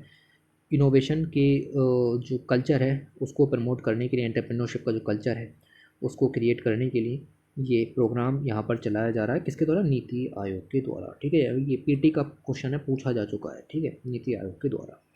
उसके बाद अगले आर्टिकल की तरफ चलते हैं और अगले आर्टिकल में आप यहाँ पर देखोगे बात की गई है न्यूट्रिशन एंड वैक्सीन की। और न्यूट्रिशन जो कि क्रिटिकल है हेल्थ और डेवलपमेंट के लिए, काफ़ी ज़्यादा इंपॉर्टेंट है, तो बेटर न्यूट्रिशन होना चाहिए, उसी के ऊपर यहाँ पर बात की गई है। देखिए, इस समय माल न्यूट्रिशन के दो बर्डन सामने आते हैं दुनिया के सामने। पहला आपको मिल जाएगा अंडर न्यूट्रिशन और दूसरा आपको मिल जाएगा ओबेसिटी। ठीक है, तो एक तो न्यूट्रिशन बहुत कम और दूसरा आप कुछ खा रहे हो, मोटापा भी बढ़ रहा है लेकिन एनर्जी नहीं मिल रही है, न्यूट्रिशन नहीं मिल रहा है। ठीक है, तो ऐसी सब प्रॉब्लम इंडिया के अंदर यहाँ पर है। वुमेंस पे सबसे ज़्यादा रिस्क इस चीज़ का है। ओके, और इसी के साथ जो अगर आपके अंदर माल न्यूट्रिशन है, कुपोषण है, और अलग बीमारियां भी इसके साथ साथ आपको हो जाती हैं, जैसे HIV वगैरह है, फूड इनसिक्योरिटी भी आती है, पॉवर्टी तो फिर है ही। ठीक है, ये सब चीज़ें भी यहाँ पर आ जाती हैं। ओके, तो डाटा भी दिया गया है कि each year approximately 2.3 million death among 6 to 60 months aged children in developing countries वो कुपोषण के कारण ही होती है। Okay, according to national nutritional survey report 2016 से 18 की, इस समय अगर हम देखें 0 से 4 साल के बच्चों में 35% बच्चे ऐसे हैं जो कि स्टंटेड हैं। मतलब ये है कि उनकी जो आप देखते हो कि हाइट नहीं बढ़ती है, एज बढ़ रही है। ठीक है, हाइट नहीं बढ़ रही है, एज बढ़ रही है। वास्टेड हैं, फिर 17% वास्टेड हैं।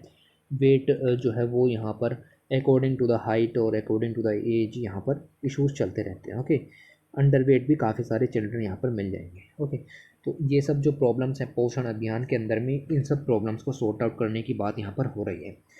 सरकार के बहुत सारे इनिशिएटिव हैं न्यूट्रिशन को बढ़ावा देने के लिए। पहला इनिशिएटिव आपको मिल जाएगा आंगनवाड़ी सर्विसेज स्कीम, फिर पोषण अभियान, प्रधानमंत्री मातृ Vandana Yojana, scheme for adolescent girl under the umbrella scheme of integrated child development services scheme, फिर इंद्रधनुष मिशन, इंद्रधनुष टाइप की चीज़ें हैं, और मिड डे मील तरीके के प्रोग्राम्स भी यहाँ पर हैं।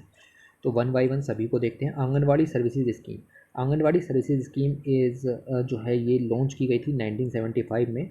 और अर्ली चाइल्डहुड डेवलपमेंट, जब बच्चा स्कूल नहीं जाता है, जब बच्चा स्कूल जाता है उससे पहले 2-3 साल जो भी उसका यहाँ पर आपका वर्क होना होता है वो सब आंगनवाड़ी कार्यकर्ताओं को दिया जाता है। ठीक है, 0 से 6 साल के बच्चों के लिए ये स्कीम यहाँ पर है। प्रेग्नेंट वुमेंस के लिए भी है और लैक्टेटिंग मदर्स के लिए भी ये स्कीम यहाँ पर है। ओके, इस स्कीम के ज़रिए जो आंगनवाड़ी सेंटर्स हैं वो आंगनवाड़ी सेंटर्स बनाए गए हैं। सरकार उन आंगनवाड़ी सेंटर्स पर न्यूट्रिशनल जो प्रोडक्ट हैं उनको सप्लाई करते हैं।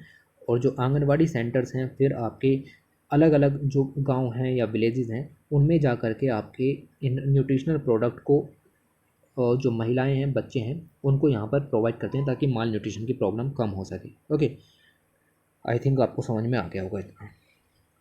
उसके बाद अगर हम ये नंबर ऑफ़ बेनिफिशरीज़ आपको यहाँ पर याद नहीं रखते हैं। दूसरा प्रोग्राम पोषण अभियान आ जाता है। पोषण अभियान का फ़ेज़ 2 अभी अभी लॉन्च किया गया। पहला फ़ेज़ 2018 में लॉन्च किया गया था। एम क्या है कि माल न्यूट्रिशन को ख़त्म करना है इंडिया से 2022 तक। ठीक है, ये प्रोग्राम था बट नहीं होने का है। ठीक है, क्योंकि पॉपुलेशन लगातार बढ़ रही है, गरीबी यहाँ पर बढ़ रही है और जो इनकम इनक्वालिटी है वो भी यहाँ पर लगातार बढ़ रही है according to the Oxfam reports. ठीक है, तो ये सब चीज़ें ठीक है आपको पर पता होनी चाहिए। हिम्मत नहीं आ सकती कि भाई नहीं होने का है, हो भी सकता है अगर अच्छे से प्रोग्राम्स को लॉन्च किया गया तो। ओके, अभियान क्या है कि आप देख सकते हो कि the Poshan Abhiyan attempts to deliver a high impact package of intervention. 1000 दिन के लिए, लाइफ के 1000 दिन के लिए आपका ये जो प्रोग्राम है बनाया गया। कहने का मतलब ये है कि पोषण को, न्यूट्रिशन को एज अ जन आंदोलन हमें यहाँ पर लेकर के आना है और बिहेवियरल चेंज यहाँ पर करना है। लाइक स्वच्छ भारत अभियान। ओके, जैसे स्वच्छ भारत अभियान को हमने जन आंदोलन बनाया, आपने मीडिया का यूज़ लिया, आपने कम्युनिटी इवेंट्स यहाँ पर लॉन्च किए। ठीक है, लोगों को अवेयर किया, महात्मा गांधी जी को एज अ रोल मॉडल आपने वहाँ पर लॉन्च किया। ठीक है, तो उसके ज़रिए स्वच्छ भारत मिशन सक्सेसफुल हुआ। ऐसे ही आपका जो पोषण अभियान है वो भी यहाँ पर सक्सेसफुल हो सकता है अगर हमने इसको जन आंदोलन तैयार किया। टारगेट क्या है कि 6 साल से कम के जितने भी बच्चे हैं उनमें स्टंटिंग को कम करना है। स्टंटिंग मैंने आपको बताया अभी लगभग 35-38% के करीब चल रही है। 2022 तक इसको 25% तक लेकर के आना है। ठीक है, इसके अंदर और भी इनिशिएटिव हैं, ये तो सिर्फ स्टंटिंग है। हमें एनीमिया की प्रॉब्लम भी ख़त्म करनी है। ठीक है, हमें वास्टिंग और जो अंडर न्यूट्रिशन है उसको भी ख़त्म करना है। अलग अलग टारगेट इसके अंदर यहाँ पर लिए गए हैं पोषण अभियान के अंदर। ओवरऑल बात करें मॉल न्यूट्रिशन की जो प्रॉब्लम है उसको हमें यहाँ पर ख़त्म करना है। 4 की फीचर्स यहाँ पर the key features device under पोषण अभियान जो दिए गए हैं वो ये हैं कि high impacted package of intervention with a focus on the first 1000 days of a child life. जब बच्चा पैदा होता है तब से लेकर के 1000 दिन, शुरू के जो 1000 दिन उसके हैं, लगभग 3 महीने यहाँ 3 साल यहाँ पर हो गए, उसको आपको न्यूट्रिशन पूरी तरीके से प्रोवाइड करना है। ठीक है, उसके साथ साथ जो आपने यहाँ पर आंगनवाड़ी कार्यकर्ताओं के ज़रिए न्यूट्रिशन प्रोडक्ट सप्लाई किए उनकी आप देख सकते हो कि डिलीवरी सही हो, उसके लिए भी आपको यहाँ पर काम करना, और उसके लिए पोषण ट्रैकर यहाँ पर तैयार किए गए हैं। ठीक है, पोषण ट्रैकर तैयार किए गए हैं, उसको पहले ICDS-CAS कहा जाता था। ओके, तो ऐसे सब काम भी यहाँ पर किए गए हैं। The focus on cross sectoral convergence emphasis of multi dimensional nature of mall nutrition को ख़त्म करने के लिए अलग अलग जो स्टेट्स हैं, डिस्ट्रिक्ट हैं, ब्लॉक हैं, उन सभी लेवल पर जो प्रोग्राम यहाँ पर चल रहे हैं उन सभी प्रोग्राम्स को भी सपोर्ट किया जाए, उनका इम्प्लीमेंटेशन कन्वर्जेंस के बेस पर किया जाए। मतलब सभी प्रोग्राम्स को कंबाइंड करके आप टारगेटेड डिलीवरी करोगे तब आपका ये जो प्रोग्राम है वो सक्सेसफुल हो सकता है। और चौथा जो पिलर इसके अंदर है सबसे ज़्यादा इम्पोर्टेंट, कि जो पोषण अभियान है उसको जन आंदोलन बनाना है, ramping up behavioural change communication और कम्युनिटी मोबिलाइजेशन करना है। ठीक है, तो गांव के लोग एक दूसरे को अवेयर करना शुरू करें कि भाई न्यूट्रिशन कितना ज़्यादा ज़रूरी है, पोषण कितना ज़्यादा ज़रूरी है। ठीक है, तो ये पॉइंट आपको यहाँ पर पता होना चाहिए।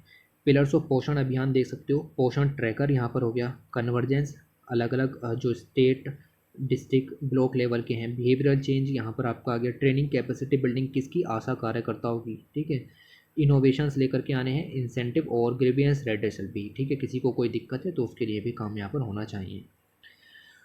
उसके साथ साथ प्रधानमंत्री मातृत्व वंदना योजना 2016 में शुरू की गई थी और मैटरनिटी बेनिफिट प्रोग्राम है।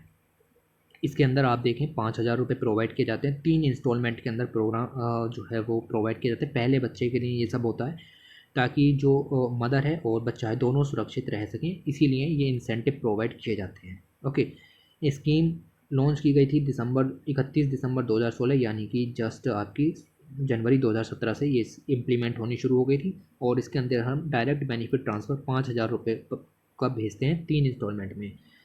पहले 1,000 का इंस्टॉलमेंट, फिर 2,000 का इंस्टॉलमेंट और फिर आपका फिर से 2,000 का इंस्टॉलमेंट, टोटल 5,000 का इंस्टॉलमेंट यहाँ पर हो गया। ठीक है, पहला instalment early registration of pregnancy, आपको अपनी जो प्रेगनेंसी है उसका रजिस्ट्रेशन कराना पड़ेगा with frontline workers. Okay, with in 5 month of pregnancy, आप अपने शुरू के 5 महीने में ये रजिस्ट्रेशन कराना पड़ेगा। फिर तब आपको 1,000 रुपये यहाँ पर आपके खाते के अंदर भेज दिए जाएंगे। फिर 2,000 रुपये भेजे जाएंगे कब, जब आप 6ठे महीने में चेकअप करा लोगे। ठीक है, फर्स्ट 6 मंथ ऑफ प्रेगनेंसी में अगर आपने चेकअप यहाँ पर करा लिया प्री नेटल केयर के अंदर, तब आपको 2,000 रुपये दिए जाएंगे। और फिर आपको अगले 2,000 रुपये दिए जाएंगे जब आपने चाइल्ड बर्थ का रजिस्ट्रेशन भी करा दिया। ठीक है, तो पूरी प्रोसेस ये लगभग इस तरीके से आपकी काम करती है। ओके, तो ये सब चीज़ें आपको यहाँ पर है 3 इंस्टॉलमेंट में पैसा यहाँ पर दिया जाएगा।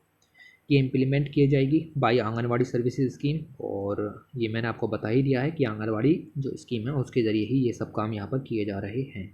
ओके, उसके साथ साथ अगर हम यहाँ पर देखें तो स्कीम के काफ़ी ज़्यादा बेनिफिट होंगे। मैंने इंस्टॉलमेंट ऊपर बता ही दिए कि क्या होगा। इस तरीके से डायरेक्ट बेनिफिट ट्रांसफ़र यूज़ किया गया है, इसीलिए टारगेटेड डिलीवरी होगी।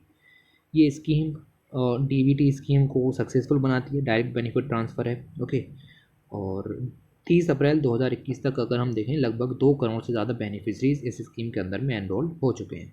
ओके, उसके अलावा एक और स्कीम चली है, scheme for adolescent girl. Okay, तो स्कीम फॉर एडोलेसेंट गर्ल जो स्कीम है ये ऐसे लड़कियों के लिए हैं, लड़कियां जो 11 से 14 साल की उम्र की हैं, और उन लड़कियों के लिए ये स्कीम शुरू की गई है जिन्होंने स्कूल से ड्रॉप आउट कर दिया है।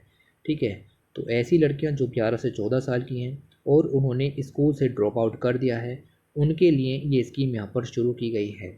इस स्कीम के अंदर न्यूट्रिशन सप्लाईज दी जाएंगी, iron and folic acid tablets यहाँ पर प्रोवाइड की जाएंगी, health checkups and referral services भी दी जाएंगी, nutrition and health education provide की जाएगी, लाइफ स्किल एजुकेशन भी इनको यहाँ पर प्रोवाइड की जाएगी। ओके, तो इस स्कीम के अंदर रजिस्टर होने वाली ईच जो स्कूल एडोलसेंट गर्ल है उसको प्रोवाइड किया जाएगा सप्लीमेंट्री न्यूट्रिशन, जो कि कंटेन करता होगा 600 कैलोरीज। देखिए आपको ये सब याद नहीं रहने वाला है, इसीलिए इसको आप इग्नोर कर दो। ठीक है, बस याद रखो कि ऐसी भी कोई स्कीम चल रही है, स्कीम फॉर एडोलसेंट गर्ल, और ये किस लिए है ये भी आपको पता होना चाहिए। ओके, मैंने आपको बताया कि पोषण 2.0 भी हाल ही में लॉन्च किया गया था सरकार के द्वारा, और भाई ये टारगेट को मजबूत तरीके से और ज़्यादा यहाँ पर आप देख सकते हो कि न्यूट्रिशनल कंटेंट वगैरह डिलीवरी जो आउटरीच प्रोग्राम्स हैं वो और ज़्यादा सक्सेसफुल हों, उसके लिए एक प्रोग्राम है।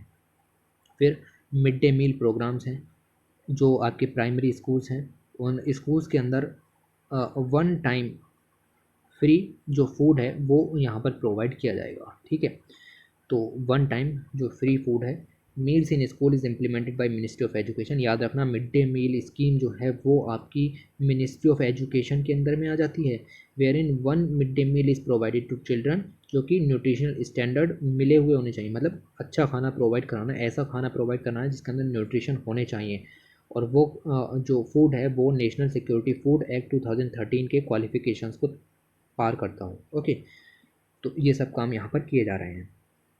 अगर कोविड-19 जैसी कंडीशंस में विद्यालय नहीं खुले हैं तो बच्चों को खाना नहीं मिला है 1 दिन का, ठीक है, तो उस खाने को ना मिलने के ज़रिए अगर आपको यहाँ पर जो फूड है वो अवेलेबल नहीं हुआ है तो आपको उनके खातों में एलोवेंस यानी कि भत्ता भेजना होगा। ठीक है, ओके, तो ये सब काम स्कूल्स के अंदर में हो रहे हैं, क्योंकि बच्चे स्कूल नहीं आए तो आपको उसके खातों में पैसे भेजने होंगे। ओके, फिर एनीमिया मुक्त भारत जो है वो आपका यहाँ पर लॉन्च किया जाएगा।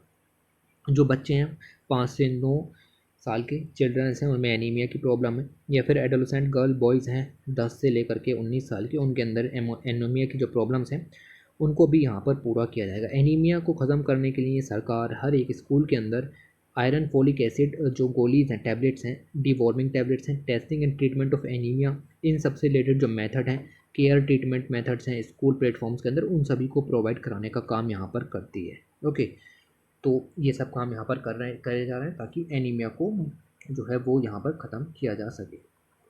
कि उसके बाद इनिशिएटिव ऑन वैक्सीनेशंस भी यहाँ पर चल रहे हैं।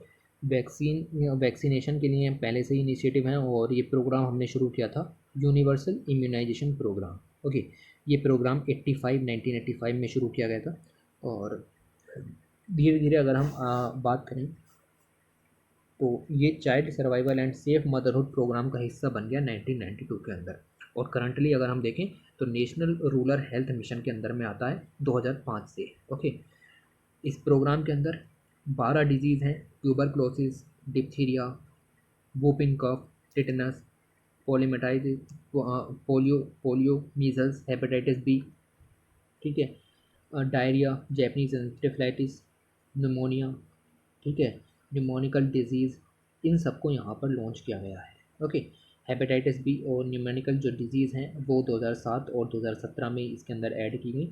12 यहाँ पर आपकी जो कवर हो गई हैं, जो वैक्सीन जो जिनके लिए वैक्सीनेशन का प्रोग्राम चलाया गया है। ठीक है, तो universal immunisation programme is one of the largest public health programme in the world, और लगभग 2.9 करोड़ प्रेग्नेंट वुमेंस और 2.6 करोड़ न्यूली बॉर्न एनुअली इसके अंदर टारगेट किए जाते हैं। ओके, तो बहुत सारी वैक्सीन इसके अंदर यहाँ पर आपकी लगाई जाती हैं, और इसके ज़रिए जो ऐसी बीमारी हैं जिनके लिए वैक्सीन यहाँ पर आपकी बन सकती है, लाइक वैक्सीन प्रिवेंटेबल डिजीज़, उन सभी को रिड्यूस यहाँ पर किया जाता है। ऐसी डिजीज़ जिनके लिए वैक्सीन अवेलेबल है, जो डिजीज़ वैक्सीन से रोकी जा सकती हैं, उसके लिए ये सब जो प्रोग्राम है वो लॉन्च किए गए हैं। ये जो आपका पेज है ये आपका मिड डे मील स्कीम का है। मिड डे मील स्कीम का जो नाम चेंज अभी अभी 29 सितंबर 2021 में चेंज करके कर दिया गया था पीएम पोषण शक्ति निर्माण। ठीक है। तो ये स्कीम यहाँ पर लॉन्च कर दी गई थी, पीएम पोषण शक्ति निर्माण के नाम से। ये इसका रीनेम किया गया है, ठीक है, नाम बदल करके ये काम किया गया है। स्कूलों में बहुत सारे बच्चे पढ़ रहे हैं, सेंट्रल गवर्नमेंट बहुत सारा यहाँ पर पैसा भी देती है। ये सब फाइनेंशियल आउटले है, इसके अंदर आपको जाना नहीं है। ओके, कंसेप्ट ऑफ तिथि भोजन यहाँ पर एनकरेज किया है। स्कूल न्यूट्रिशन गार्डन्स भी तैयार किए जाएंगे। ओके, एनीमिया को ख़त्म करने के लिए काम यहाँ पर होगा। ऑलराइट, तो ऐसे सब काम इसके अंदर यहाँ पर होंगे। ऑलराइट, उसके बाद मिशन इंद्रधनुष भी लॉन्च किया था। मिशन इंद्रधनुष के अंदर अगर आप देखें 2014 में लॉन्च किया था, और बेसिकली वही है आपका जो वैक्सीनेशन के लिए ये जो मिशन है वो लॉन्च किया गया था। 2 साल के बच्चों तक के लिए ये प्रोग्राम था, 0 से 2 साल के बच्चों के लिए ये प्रोग्राम लॉन्च किया गया था। और अगर हम देखें तो इम्यूनाइजेशन कवरेज जो कि 2014 में 65% था, उसको अगले 5 साल में बढ़ा करके 2019 तक 90% इसको यहाँ पर कर देना था। ओके, इसके लिए गवर्नमेंट ने बहुत सारी जो डिस्ट्रिक्ट हैं वो यहाँ पर चूज़ की, जहाँ पर इम्यूनाइजेशन प्रोग्राम सक्सेसफुल नहीं थे, उन सभी जगहों पर हमने यहाँ पर इम्यूनाइजेशन प्रोग्राम शुरू किए। ओके, लाइक बिहार है, मध्य प्रदेश, राजस्थान, उत्तर प्रदेश, ठीक है। तो ये बहुत ही ज़्यादा हाईली फोकस्ड डिस्ट्रिक्ट यहाँ पर बन गए। ओके, तो ये सब काम इसके ज़रिए किए गए। अब 2019 में मिशन ख़त्म हो गया, तो धीरे धीरे हमने इंटेंसिफाइड मिशन इंद्रधनुष यहाँ पर लॉन्च किया। ये रहा आपका इंटेंसिफाइड मिशन इंद्रधनुष, और 2017 में ही लॉन्च कर दिया था, अक्टूबर 2017 में ही। और ईच एंड एवरी चाइल्ड को टारगेट करने की बात की गई थी। हर एक बच्चे को टारगेट करना है जो कि 2 साल की उम्र तक का है, under 2 year of age, and all those pregnant women जो कि इम्यूनाइजेशन प्रोग्राम के ज़रिए रह गए थे, ठीक है। तो ये काम आपका यहाँ पर किया गया। टारगेट क्या था? टारगेट था 2018 तक 90% कवरेज कर देंगे, ये टारगेट था इंटेंसिफाइड मिशन इंद्रधनुष का। Okay, however only 16 district of the countries उन्होंने ही अचीव किया इस प्रोग्राम को, और इसी वजह से हमें इसका भी पार्ट 2 लॉन्च करना पड़ा, इंटेंसिफाइड मिशन इंद्रधनुष 2.0। इंटेंसिफाइड मिशन इंद्रधनुष 2.0 और is a monitored at a high. अच्छा, ये भी प्रोग्राम आपका इसी तरीके का है, सेम है, टारगेट याद रखने की ज़रूरत नहीं है। ओके, वैक्सीनेशन के लिए हैं, इम्यूनाइजेशन के लिए हैं, और इसके अंदर जो इसकी मॉनिटरिंग की जाती है, मॉनिटरिंग की जाती है बाय प्रगति प्लेटफॉर्म, जो कि खुद पीएम यहाँ पर जो है वो मॉनिटर करते हैं। प्रगति प्लेटफॉर्म स्कीम्स को मॉनिटरिंग करने के लिए पीएम का अपना डेडिकेटेड पोर्टल है। Pro active governance and timely implementation, इसके ज़रिए यहाँ पर जांच की जाती है। ओके, तो ऐसी डिस्ट्रिक्ट्स जिनमें 70% तक कवरेज यहाँ पर हुआ या उससे कम कवरेज है, ऐसी डिस्ट्रिक्ट्स 2.0 के अंदर में उठाई गई और उनके अंदर जो कवरेज है उसको बढ़ाया गया। फिर इंटेंसिफाइड मिशन इंद्रधनुष 3.0 यहाँ पर शुरू किया गया, और ऐसा ही सब काम इसके अंदर भी यहाँ पर किया गया। फिर birth dose vaccination protocols launch किए गए। Birth dose vaccination integral part है यूनिवर्सल इम्यूनाइजेशन प्रोग्राम का, और नाम से स्पष्ट है कि जो बर्थ के टाइम पर आपको हेपेटाइटिस बी, पोलियो और चाइल्डहुड टीबी, इन 3 बीमारियों से against 3 VPDs means vaccine preventable diseases, इनसे बचने के लिए ये प्रोग्राम यहाँ पर लॉन्च किया था। 3 जो डिजीज़ हैं इनका नाम याद रखिएगा। ये आर्टिकल आपका यहाँ पर ख़त्म होता है, हमें इस आर्टिकल से इतना ही पढ़ना था। इसके बाद आप आगे चल सकते हो, कुछ क्वेश्चन दिए गए थे, और चूँकि मैगज़ीन अक्टूबर की है इसीलिए गांधी जी से रिलेटेड 10 क्वेश्चन यहाँ पर दिए गए थे। आपके सामने हैं 10 क्वेश्चन, आप चाहें तो इन क्वेश्चंस को यहाँ पर पढ़ सकते हैं। लाइक मैं करा देता हूँ आपको, किसने महात्मा गांधी जी के बारे में कहा था कि generations to come will his case believe that such a one as this ever inflation blood walk upon the earth। किसने कहा था गांधी जी के बारे में कि जनरेशंस ये बात को कभी बिलीव नहीं करेंगे कि धरती पर इस तरीके का भी एक आदमी यहाँ पर आया था। गांधी जी के बारे में ये बात किसने कही थी? ये बात अल्बर्ट आइंस्टीन ने कही थी। बहुत ही ईजी क्वेश्चन यहाँ पर था, ठीक है। तो ये बहुत ही ईजी क्वेश्चन दिए गए हैं, ठीक है। When did Mahatma Gandhi assassinated, Mahatma Gandhi ji कब यहाँ पर उनकी हत्या की गई? तो शहीद दिवस कब मनाते हो? 30 जनवरी 1948 को। गांधी जी ने साउथ अफ्रीका के अंदर जो यहाँ पर आपके रेशियल डिस्क्रिमिनेशन के केसेस थे उसमें जो प्रोटेस्ट यहाँ पर किए उसमें कौन सा तरीका यहाँ पर अपनाया? ठीक है, उन्होंने कौन सा तरीका यहाँ पर अपनाया? तो देख लो भाई, कौन सा तरीका अपनाया? Armed revolution? नहीं भैया, आर्म्ड रेवोल्यूशन तो होगा ही नहीं। डू और डाई? नहीं, अभी कहाँ से आ गए? क्विट इंडिया कहाँ से आ गया? सत्याग्रह बचा, ठीक है। Who conferred the title of father of nation upon Mahatma Gandhi. Mahatma Gandhi को फादर ऑफ नेशन किसने कहा?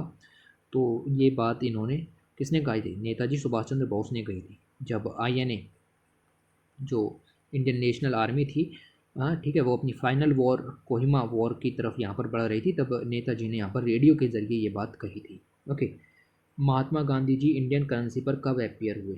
ठीक है, तो ये मुझे बहुत अच्छा सा क्वेश्चन लगा। ठीक है, महात्मा गांधी जी इंडियन करेंसी जो नोट है उस पर महात्मा गांधी जी की फ़ोटो कब छपी? ठीक है, तो 69 में यहाँ पर छपी, याद रखना। इन विच सिटी महात्मा गांधी जी यहाँ पर असैसिनेट किए गए? तो महात्मा गांधी जी कौन सी सिटी के अंदर जो है वो यहाँ पर असैसिनेट किए गए, ये आपको बताना है। ओके, तो बताइए दिल्ली। ठीक है, ये दिल्ली यहाँ पर इसका जो है सही आंसर हो सकता है। अब 5 6 मैं इसका आंसर देख लेता हूँ ना। 6 का बी, ठीक है बी है ना, हाँ 6 का बी है। दिल्ली में ही इनको यहाँ पर असैसिनेट किया गया था। In which year Mahatma Gandhi return from South Africa? Very easy, Pravasi Bharatiya दिवस मनाते हैं हम 1915 में। प्रवासी भारतीय दिवस NRI डे, और to commemorate the return of Mahatma Gandhi ji from South Africa किस दिन आता है? 9 जनवरी को हम यहाँ पर मनाते हैं। ठीक है, और इन्होंने महात्मा गांधी जी ने जलियांवाला बाग प्रोटेस्ट में कौन सी उपाधि वापस दे दी थी? केसर हिंद की उपाधि वापस दे दी थी। इन विच ईयर महात्मा गांधी जो हैं वो इंडियन नेशनल कांग्रेस के प्रेसिडेंट चुने गए? तो ये चुने गए 1924 में, बेलगांव सेशन में ये चुने गए थे। ठीक है, तो ये पॉइंट आप यहाँ पर याद रखो, बेलगांव सेशन 1924 में ये काम यहाँ पर हुआ था। ओके, तो ऐसे सब क्वेश्चन हल्के हल्के निकले और पूरी मैगज़ीन हमने यहाँ पर कवर कर दी है। और वीडियो को लाइक शेयर और सब्सक्राइब करे बिना कहीं मत जाना, बहुत ज़्यादा मेहनत इसके अंदर में लगती है। ठीक है, तो thanks for watching, take care.